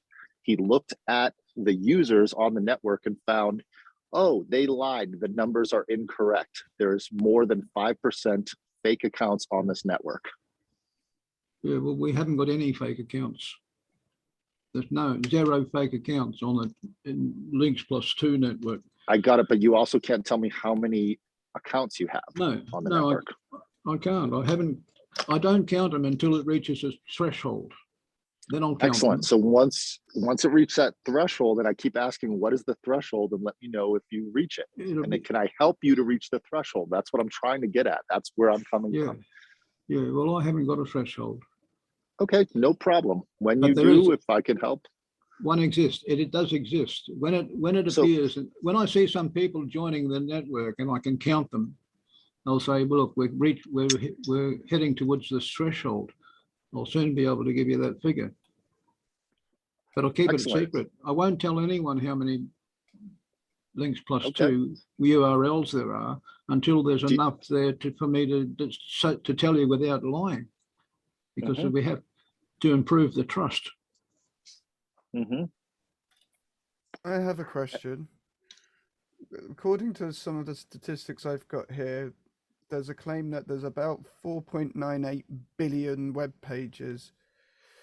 But it also says that it's more likely to be somewhere in the region of 50 billion pages. We've only got 8 billion people. The internet's become deeper than the world. Creating more and more pages isn't going to really achieve anything. Every one of our pages represents a real person. Every Links Plus page represents a real live individual who's been in communication with two other people. Did you hear what Joel said, though? Yeah, it's like the community of impact. Web pages by themselves are not real people. They're just web pages. And I can create 1,000 web pages. That's what Joel said. Some robots are creating web pages too, and they're not real people. So when we get into the actual conversation, there's a group called the World Wide Web Consortium that created the protocols of how many actual domains you can create. And that's where it gets an interesting conversation as you go to IPv1 all the way, I think we're at IPv6 or 7. And it gets really interesting of the amount of nodes that you can create on the internet and moving forward and the amount of connections to the nodes. Yeah, you go over a cliff. You know, network, a database can only hold so much data. Then you run out of money or you go over a cliff. It's not an infinite size. Unless you've got infinite databases and infinite servers to hold all the data. Actually, that's not true. There's a website that's got an infinite library on it. You go to this website and you can put in an arbitrary string, search string of any length you like, and it will bring up a page that includes that search string in it for any search string that you like. That's a loop. It computes an index, it computes a hash function from your string, and then the hash function brings up a page which includes that string in it. And it doesn't actually have a stored page for every hash function. It generates it on demand. Doesn't store it. But for every string that you want to give it a search function, it will compute a hash function and then bring up a page indexed by that hash function that has that content somewhere in it. Yeah, but those things are why we demand a real person. Well, there's a real That's why person it's programmed it. That website was created by one person. so when I was first getting into websites, Alex, I was really into HTML. So each one has a server. You put a folder. In that folder, you create directories, and the directories go to different HTML pages. Then I learned about active server pages, where you're pulling information, creating the pages on the fly. Yeah. And that's where it gets interesting, is when you start connecting a database to a website. And that's what I was trying to share with you, is we got to the point where you can start creating the pages that create the pages. So information is no longer a static thing where it represents each person. And that's where it gets really interesting, is those URL links, like you're saying, I just want one for each person. You can start to create networks that create networks of directories and sets. And then you have to go in and start using different mathematical algorithms, and they've created. It's possible, yes, but you don't So many have different links. Yeah. You don't have to. On my members of Links Plus don't have to do that. We know it's possible, but it's not necessarily. It's not a necessity to have a link to a database, because that happens automatically. The software is doing that behind the scenes. They've got SQL databases that hold all the web links and all that sort of thing. Yeah. And I just remember when I got to the GCC, I think there was 223 people on the Facebook group. And I researched who was the owner of the group. And that's where I found Aaron Perlmutter, who was registered on Facebook as the admin for the group. And then I met all the people in the group, such as yourself, and Sam was there at the time, and Tammy, et cetera, and so forth. There was about 9 to 12 people. Daniel Harris, his mom was there. And I decided to go to my network, which was 5,000 people on Facebook, and send out invites to the people I thought would be interested in the conversations at the GCC. So I invited about 630 people. And I noticed that those people started inviting other people, and we formed a very organic trust network of people like Charles Blass came in. I think Lucy came in regularly, and they started inviting some of their people. They bounced in and out, and it started to flow. But there's been a while since we've invited people outside of our Zoom conversations into these conversations. There was a gentleman that came recently from Canada that was traveling the world, I think. But it's very rare that we open up the nodes of this network that we have of this talk group to other people. And to me, it's about, do we know people that we like and trust that would benefit from these conversations? Yeah. And that's what I'm asking about these links that you're putting on the web. Are those links going to benefit and help others find information that they need, or find people in those networks to work with? And I've been building a network of people through a place called regenerationpollination.earth. And that's specifically to build a network around the RGC Regeneration Earth Regeneration Collaboration Group, which is a group of people wanting to stand up projects for regeneration. I'm trying to do that. What's that, Joel? I'm trying to do that. During COVID, a lot of fairly wealthy people bought up lots of the land, forests, places that can't really be built on, but like there's a temple over west where the monks live in these tiny little shacks and they're happy. And quite honestly, I don't want much. I've lived in this bedroom with just a desk space and a bed for years, and I realized As long as I've got utilities to share, I don't need much more than that. So what I came up with was all of these lands need maintaining. Maybe I could get the landowners to agree to sort of moving community of people who are like experts or just want to live the simple life, who just travel between these sites, spend a week or two at each one or a month, or maybe have like a permanent caretaker, and hopefully create a network of like-minded people doing that. But at the same time, some of these lands are massive. You could have little hermitages out in the middle of nowhere that the only way to get them to them is through like a cargo bike. And there's loads of people who would like to live like that if the resources could get to them. So Yep. I don't know how it's going to go. I've only got a few people interested in it at the moment. I've only got one site that's more of a definite and two that's a potential. And that's a 14.5 acre site over east from me, which has 7 acres of forest and 5 lakes. The owner's owned it for years and he doesn't go up there too much, but he's happy for me to spend as much time as I like up there, just maintaining the plants, chopping the wood up for firewood rather than burning it just in massive piles. I've tried getting him to change his practices about how he looks after the land and feeds the animals. I'd like to do that all over the place and expand the forests to be more, what's it called? Food forests? So that they've got a greater level of edible plants. Permaculture. Yeah, all sort of things like that. Really expand it, fix the forests being back into what they used to be, so that there's edible food everywhere. The people share that edible food or sell it if needed to get resources.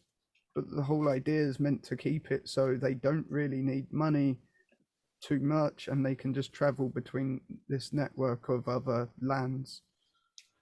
If I get my book, if I get some sales from my publisher, I'll build an eco farm and permaculture college on the land with a hemp farm. If you did that, you could create a website about the farm you plan to buy and build the hemp farm on, and advertise that as an investment opportunity for the elite with the big deep pockets. I'm trying to move away from that kind of perception though. But we need both. I mean, don't you need to go your way, Joel, and Alex goes his way? I mean, isn't there room for both directions? How much do we consider land ownership? It's the problem in a way, but we're not going to get away from it overnight. But I didn't hear you talk about land ownership. I heard you talk about land stewardship, and the person that owns the land is allowing you to steward that land.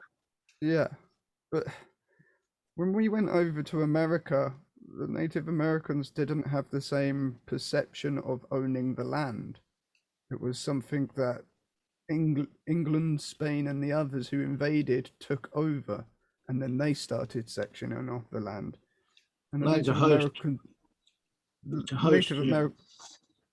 Native Americans were absolutely appalled at the behavior, thinking it wasn't right for people to own the land in that way.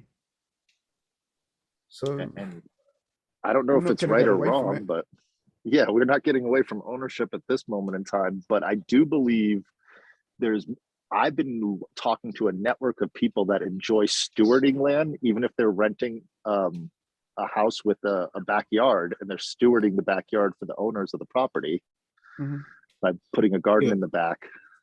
You end up with a hierarchy. You'll always have somebody. Forget about hierarchies. Just how many people do you know in your friend circle that are currently stewarding land? I know more people that want to do it than are doing it, because land's become ridiculously expensive in this country. And I'm in the reverse. I know more people that are doing it than want to do it. So maybe we could put our networks together and we could help each other. Yeah, we all want to do it. We all want to do what's going to benefit the environment.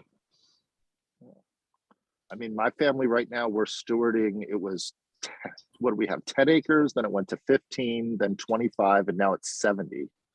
So we had a huge, massive fire, which meant our neighbors moved out. They owned half the well. If we didn't buy that property, then someone else can come in and take half of our well and use up 80% of our water, and we can fight over those resources, or we could buy 100% of that water rights. Now that comes with another 40 acres, 45 acres. So there's more land to steward than we have people to steward it. You're saying you need more people. Absolutely, more trustworthy people that Well, are, and then the problem is, if they come and steward it, do they feel that that is their land now? After 5 years of being there, do they have ownership? And how do you protect the land and put it into a trust where nobody can own the property, but people are allowed to steward the property? Well, We can look at Joel made the point that the Indians didn't see the land as being owned. They saw the land as a host to the people who lived on it. Correct. That was back then, but this is not those times now. You can look to places like the Buddhists. Buddhism has created temples all over this country in the last 20 years. And quite a lot of those places have a lot of people living there with just tiny little shacks, and they're all maintaining the land. So the religion itself is owning the land in that sense, but the people living there don't. They're just residents. Yeah, there's lots of kibbutz, there's communes, communities of communal villages that where people don't own the land, but they share. Somebody owns it, who's the hierarchy. Somebody owns the region, who's the local governor or whatever. If you're allowed to live there, that is just legal purposes, isn't it? Because we already live in a culture where it's meant to be land ownership, so you need someone as a name to be on the title deed legally. Yeah. And you need water. See, the thing is, in some regions there's not enough water, and that limits the amount of people who can live there. But you can create fresh water from the sun, because the solar generators, whether they be concave dishes driving steam turbines, or whether they be solar panels charging batteries, they can run these machines called desalinators. They take salt water and turn it into fresh water. You can do that without using fossil fuels. So that means you can have more people, provided you use these simple solutions and get the supporters, the investors, to come on board and help you build these solar generators. I've always had a question around that. Doesn't chalk filter salt out of water? So if you had a massive, massive salt bowl sitting in the sea, wouldn't the water inside the salt bowl, chalk bowl, be fresh water if you allowed it to filter through osmosis? There's a saturation point. The osmosis will stop at the level of the saturation point in a natural system unless you introduce electricity. But if you take out the water from the bowl, then the saturation point drops. Osmosis goes the other way. It goes from the denser salt to the fresher water. So the osmosis will always bring salt into the bowl. But as I asked, doesn't chalk filter salt? Chalk?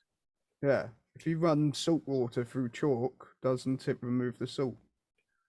I've never, if that's the case, I've never heard it, but you could be right. I just don't know that. Chemistry. I don't know anything about, I don't know what creates chalk either. Is that a natural substance, or is that something that's manufactured? It's natural substance. So like the calcium cliffs around here are made from chalk rock. Calcium carbonate. I think it's a process that comes from dying animals and their bones dropping to the sea floor. Calcium carbonate. Yeah. You can look up the chemistry of salt and calcium carbonate, but I'm not aware of any process. This is where it gets fun. What you're talking about is looking at the property you have and breaking it down into how much of it is what type of sediment, what kind of sand, what kind of, organic matter, what kind of chalk, what kind of minerals. Yes. It gets really interesting. I bet you if I got onto Google, I could find some people working in a lab somewhere working on that exact problem. Sure. Yeah, My I have a point- friend of mine. Oh, go ahead, Joel. My point around that is, isn't there some sort of material that you can put, say, a floating bowl in the sea, and the bowl's empty, then the water goes through the bowl material and loses the salt in the process. And then you have fresh water in the bowl that you then pump out, and then obviously it would replace itself. That's what a Then that's- filtration. It's called filtration. That's what a filtration plant does. It uses a membrane. The membrane's the bowl you're talking about, right? Mm-hmm. So how much of that can be done without needing energy? Well, the sun's energy is free, so why not use it? Well, if you're talking solar power, it's not free. The solar panels die after a short time. Their efficiency drops massively year after year. Yeah.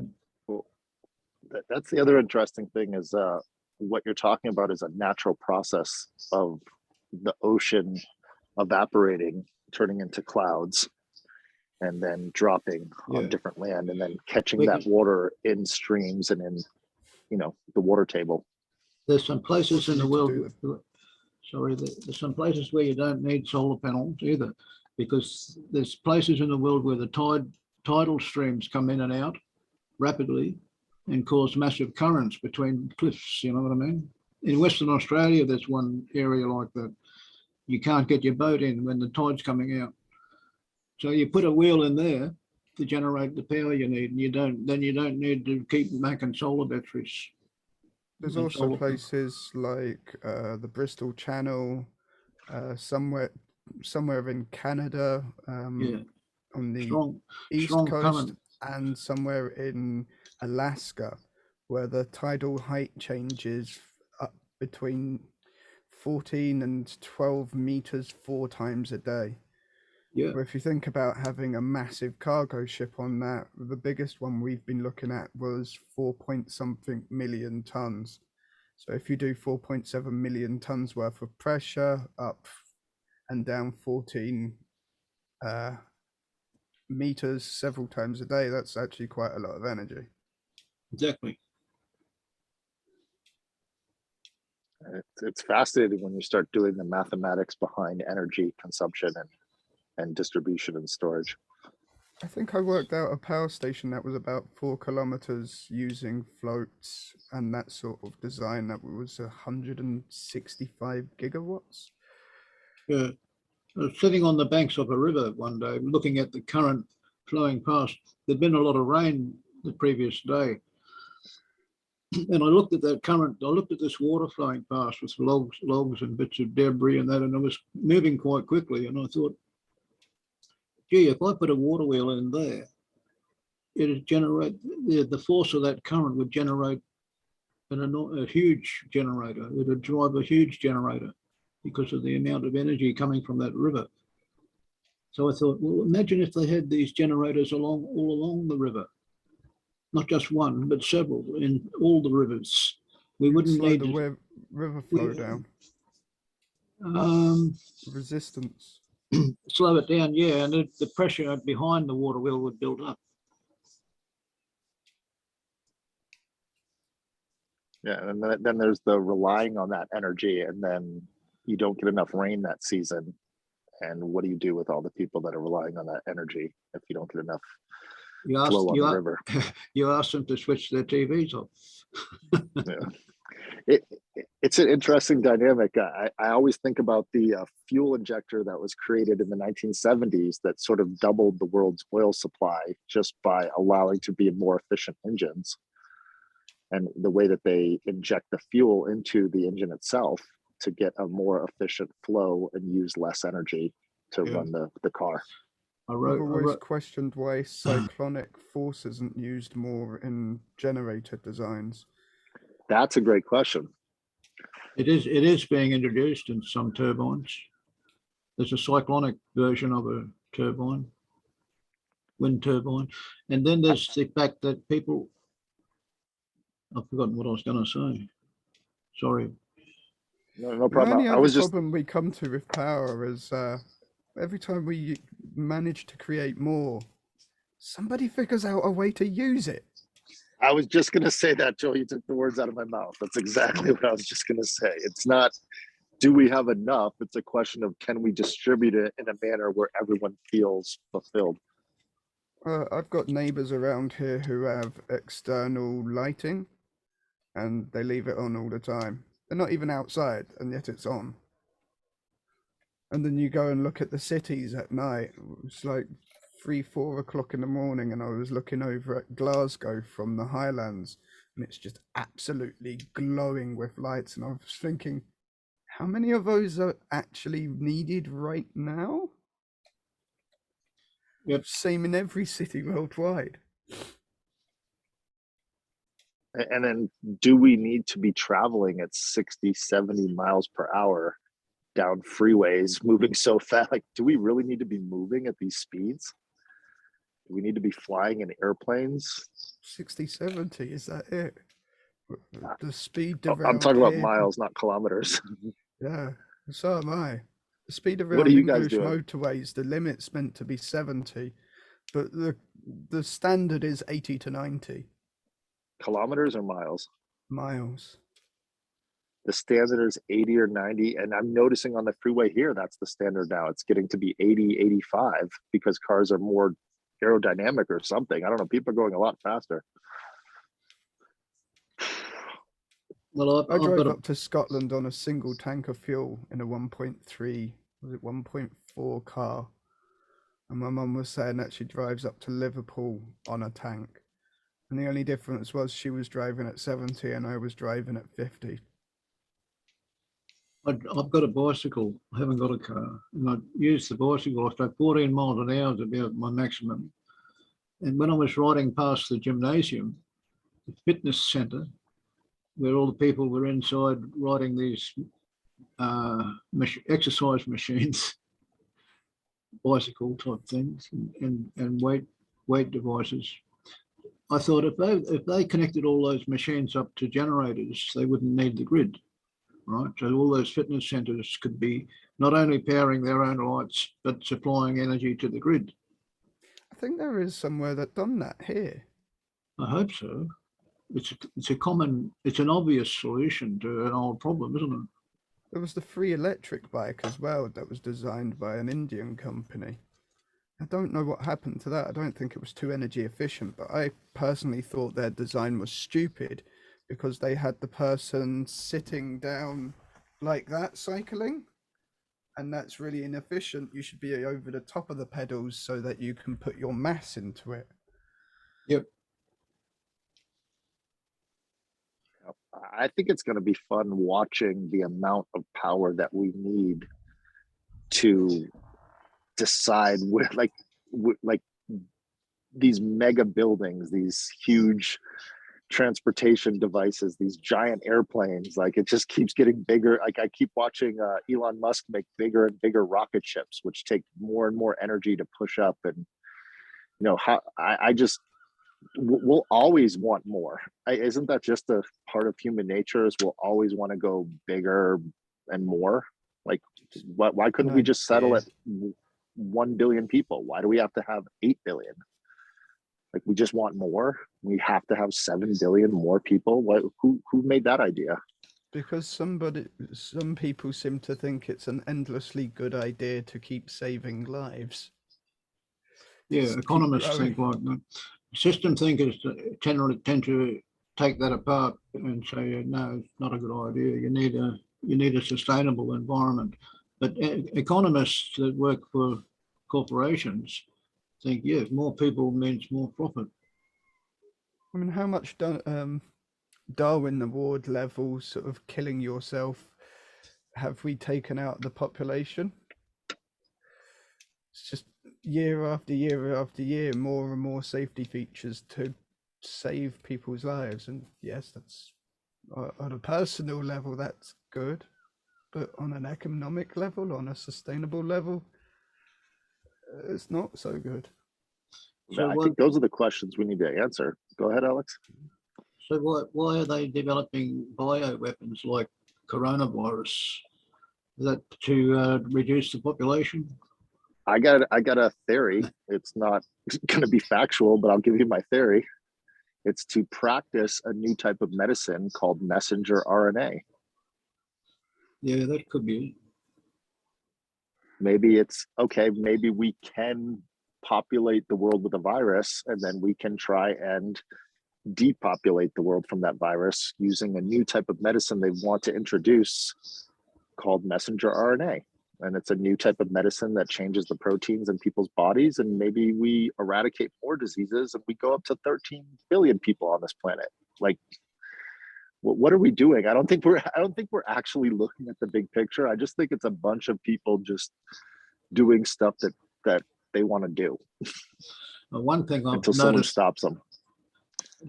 one thing I've seen rumor of, the rumor mill is growing about the harm caused by vaccines being much larger than they admitted. Well, it's a new science. This messenger RNA, it's a new. We have to practice it. Just like antibiotics were a new science at one point. They didn't know what that was going to do. Yeah. Killing all the bacteria in your body, that was a new science. I've got an infection in my leg. It's like a bacterial, like an antibiotic resistant bacteria. Right now you do? Yeah. What did the doctor say?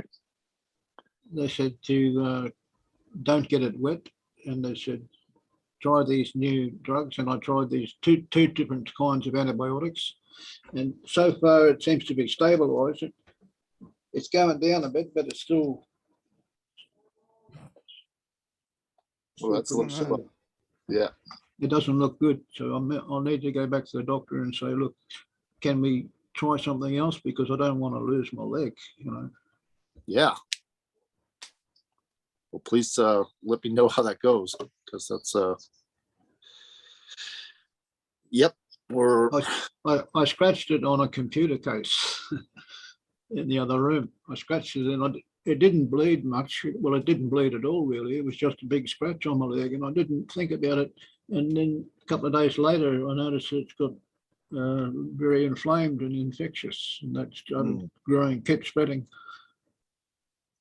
Yeah, not good. Yeah, I hope you can get to the doctor.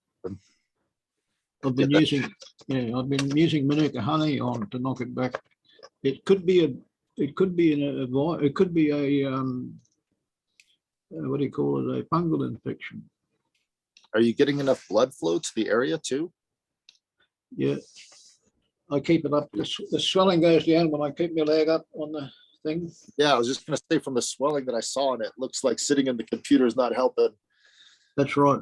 So I'm going off. I'm going off now. Okay. Yeah. Please take care of yourself, Alex. Thank you for chatting for so long. Thank you. Joel, did you feel it was a good conversation today? Because I really enjoyed our conversation the day before, yesterday. And Yes. I enjoyed listening earlier. It was this, how would I word it? The most productive conversation we've had on spiritual and religious talk. I mean, it made it much easier that someone wasn't just knocking off it all as woo-woo. Yeah. Yeah. It does seem to be a great move in all of that stuff right now. You got me thinking when you said there's, more people that want to steward land, and I know of people that want to steward land, but I've been trying to help, network people that have land and people that want to steward land. And there's a lot of trust to be built between those two people, or between those two parties, I should say, not people, because and the land itself. Yeah. It doesn't help that the people with the land have this really strange idea that people that don't want money aren't good people. Say that again? There's a lot of idea that the people who don't want to live with money aren't hard workers or good people. It's just a strange perception that city people seem to have of people who want to live an easier lifestyle than the rat race. Yeah. I don't know at all. What's that? The grass is greener on the other side. Hmm. Like I think some people, it's a romantic concept until you're actually, you've got dysentery and you're pooping in a hole and you haven't eaten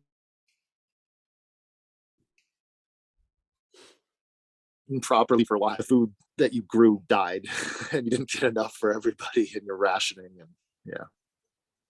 It's still a balance. I don't plan it to be isolated thing. One of the landowner's been buying food to feed the fish, and he buys grains. And he was telling me that a ton bag of the grains he's feeding the fish is £80. A ton bag of grains enormous. A ton of Perfect. fish.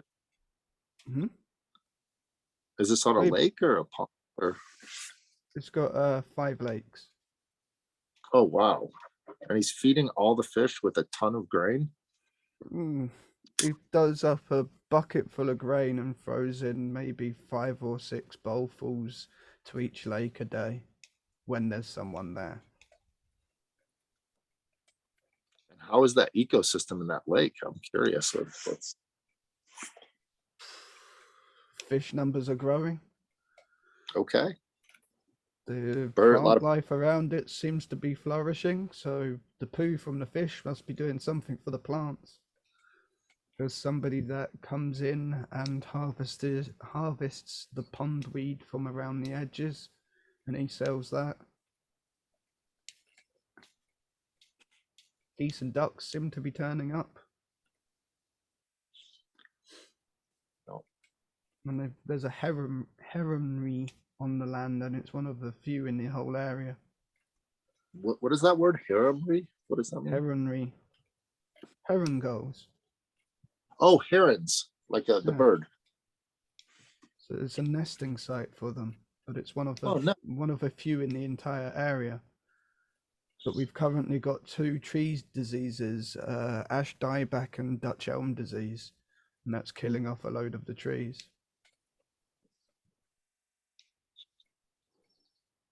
Including the ones the herons are using as their nests. So, want to figure out something to do about that.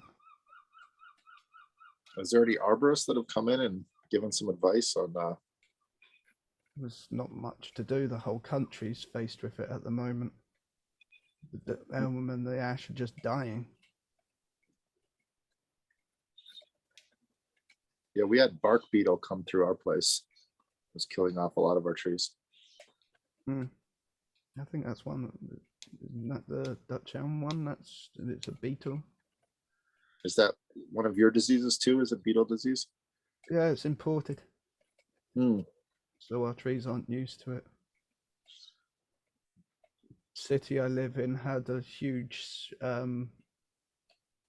load of elm trees. Lost most of them, like 200-300-year-old ones. So the city's kind of really changed in its look, having lost all those trees.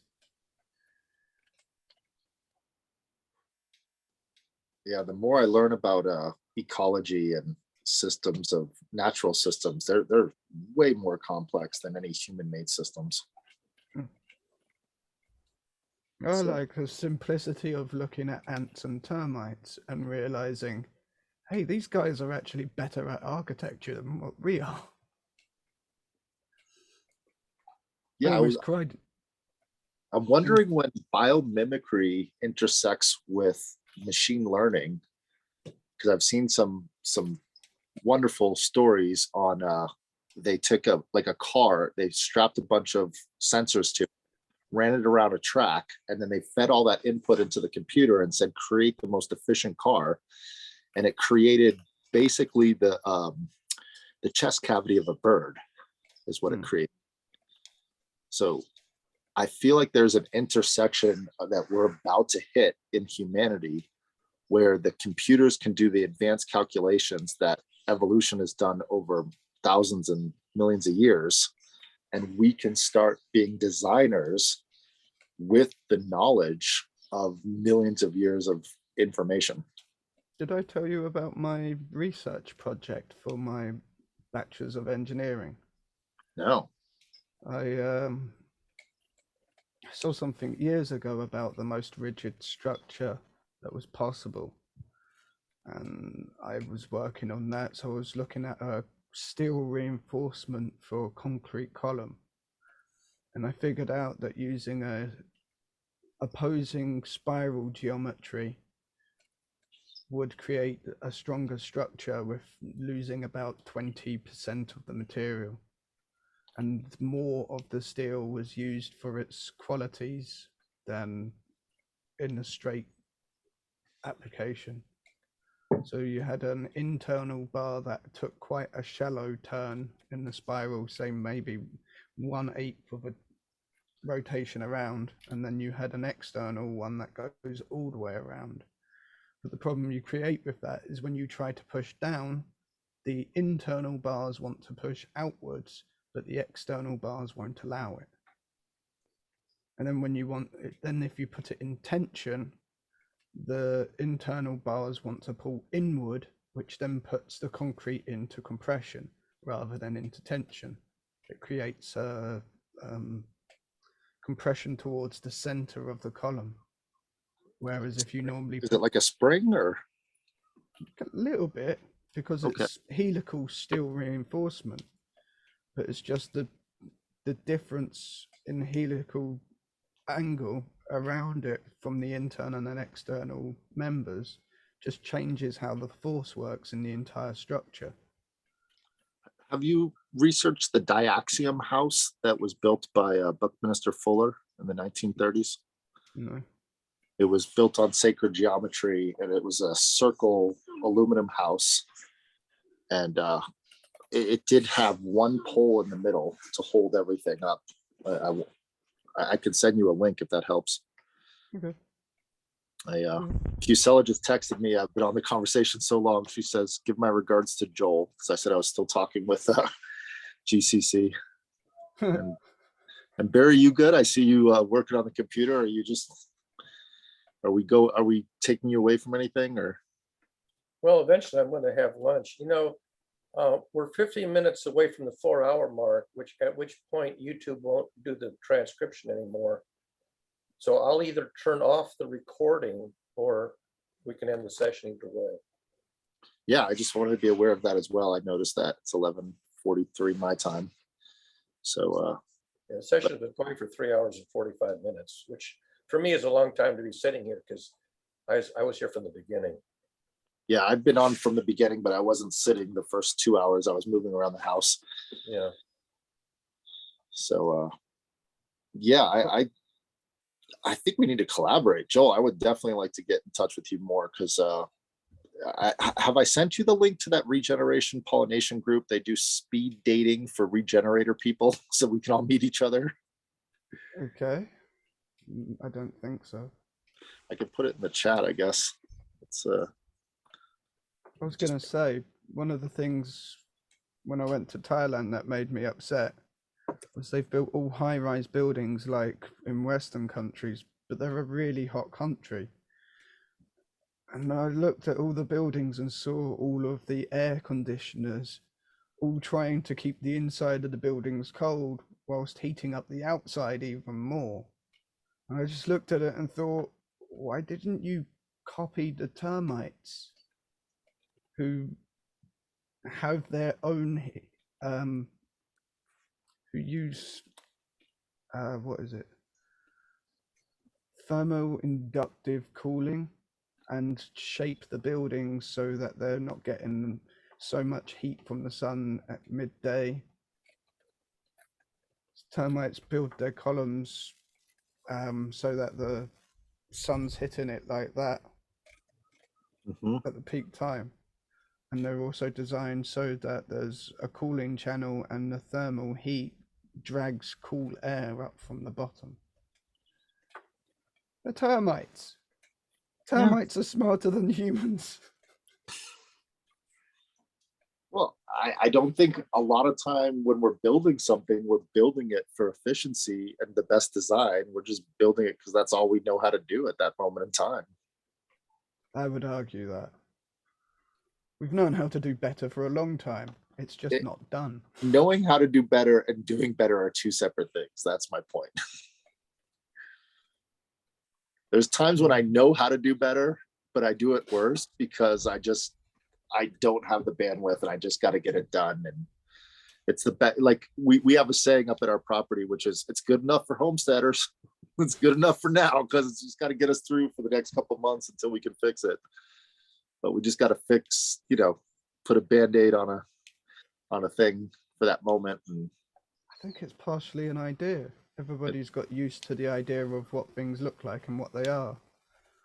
Even houses, people are used to a house being a certain look or a certain style, and anything that goes outside of that, it's not what they're expecting.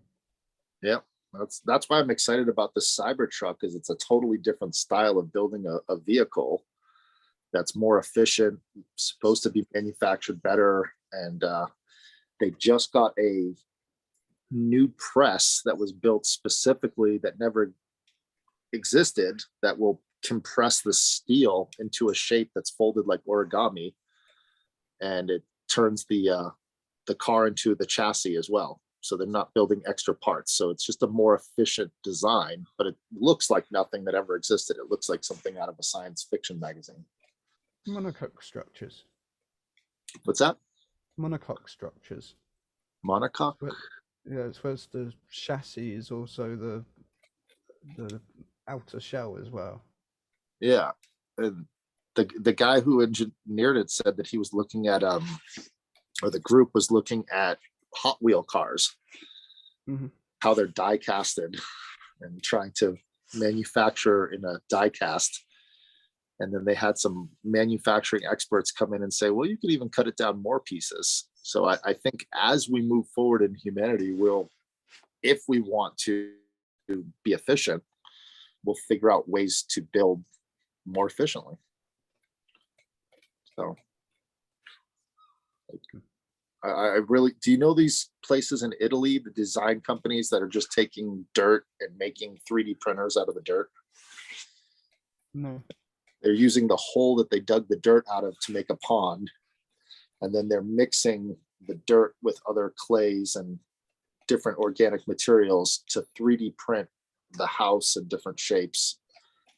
And they're very primitive in the beginning of the thinking, but if they do get it right, you could just grab a machine, stick it in the middle of nowhere, it digs the materials, creates the whole thing, and then leaves with you're not bringing anything into the environment. You're just using what you have. Mud bricks. What's that? Mud bricks. Mud bricks. Old school.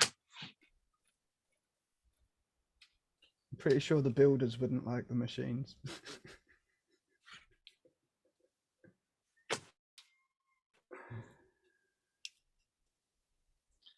Well, I bid you guys a good evening, a good afternoon.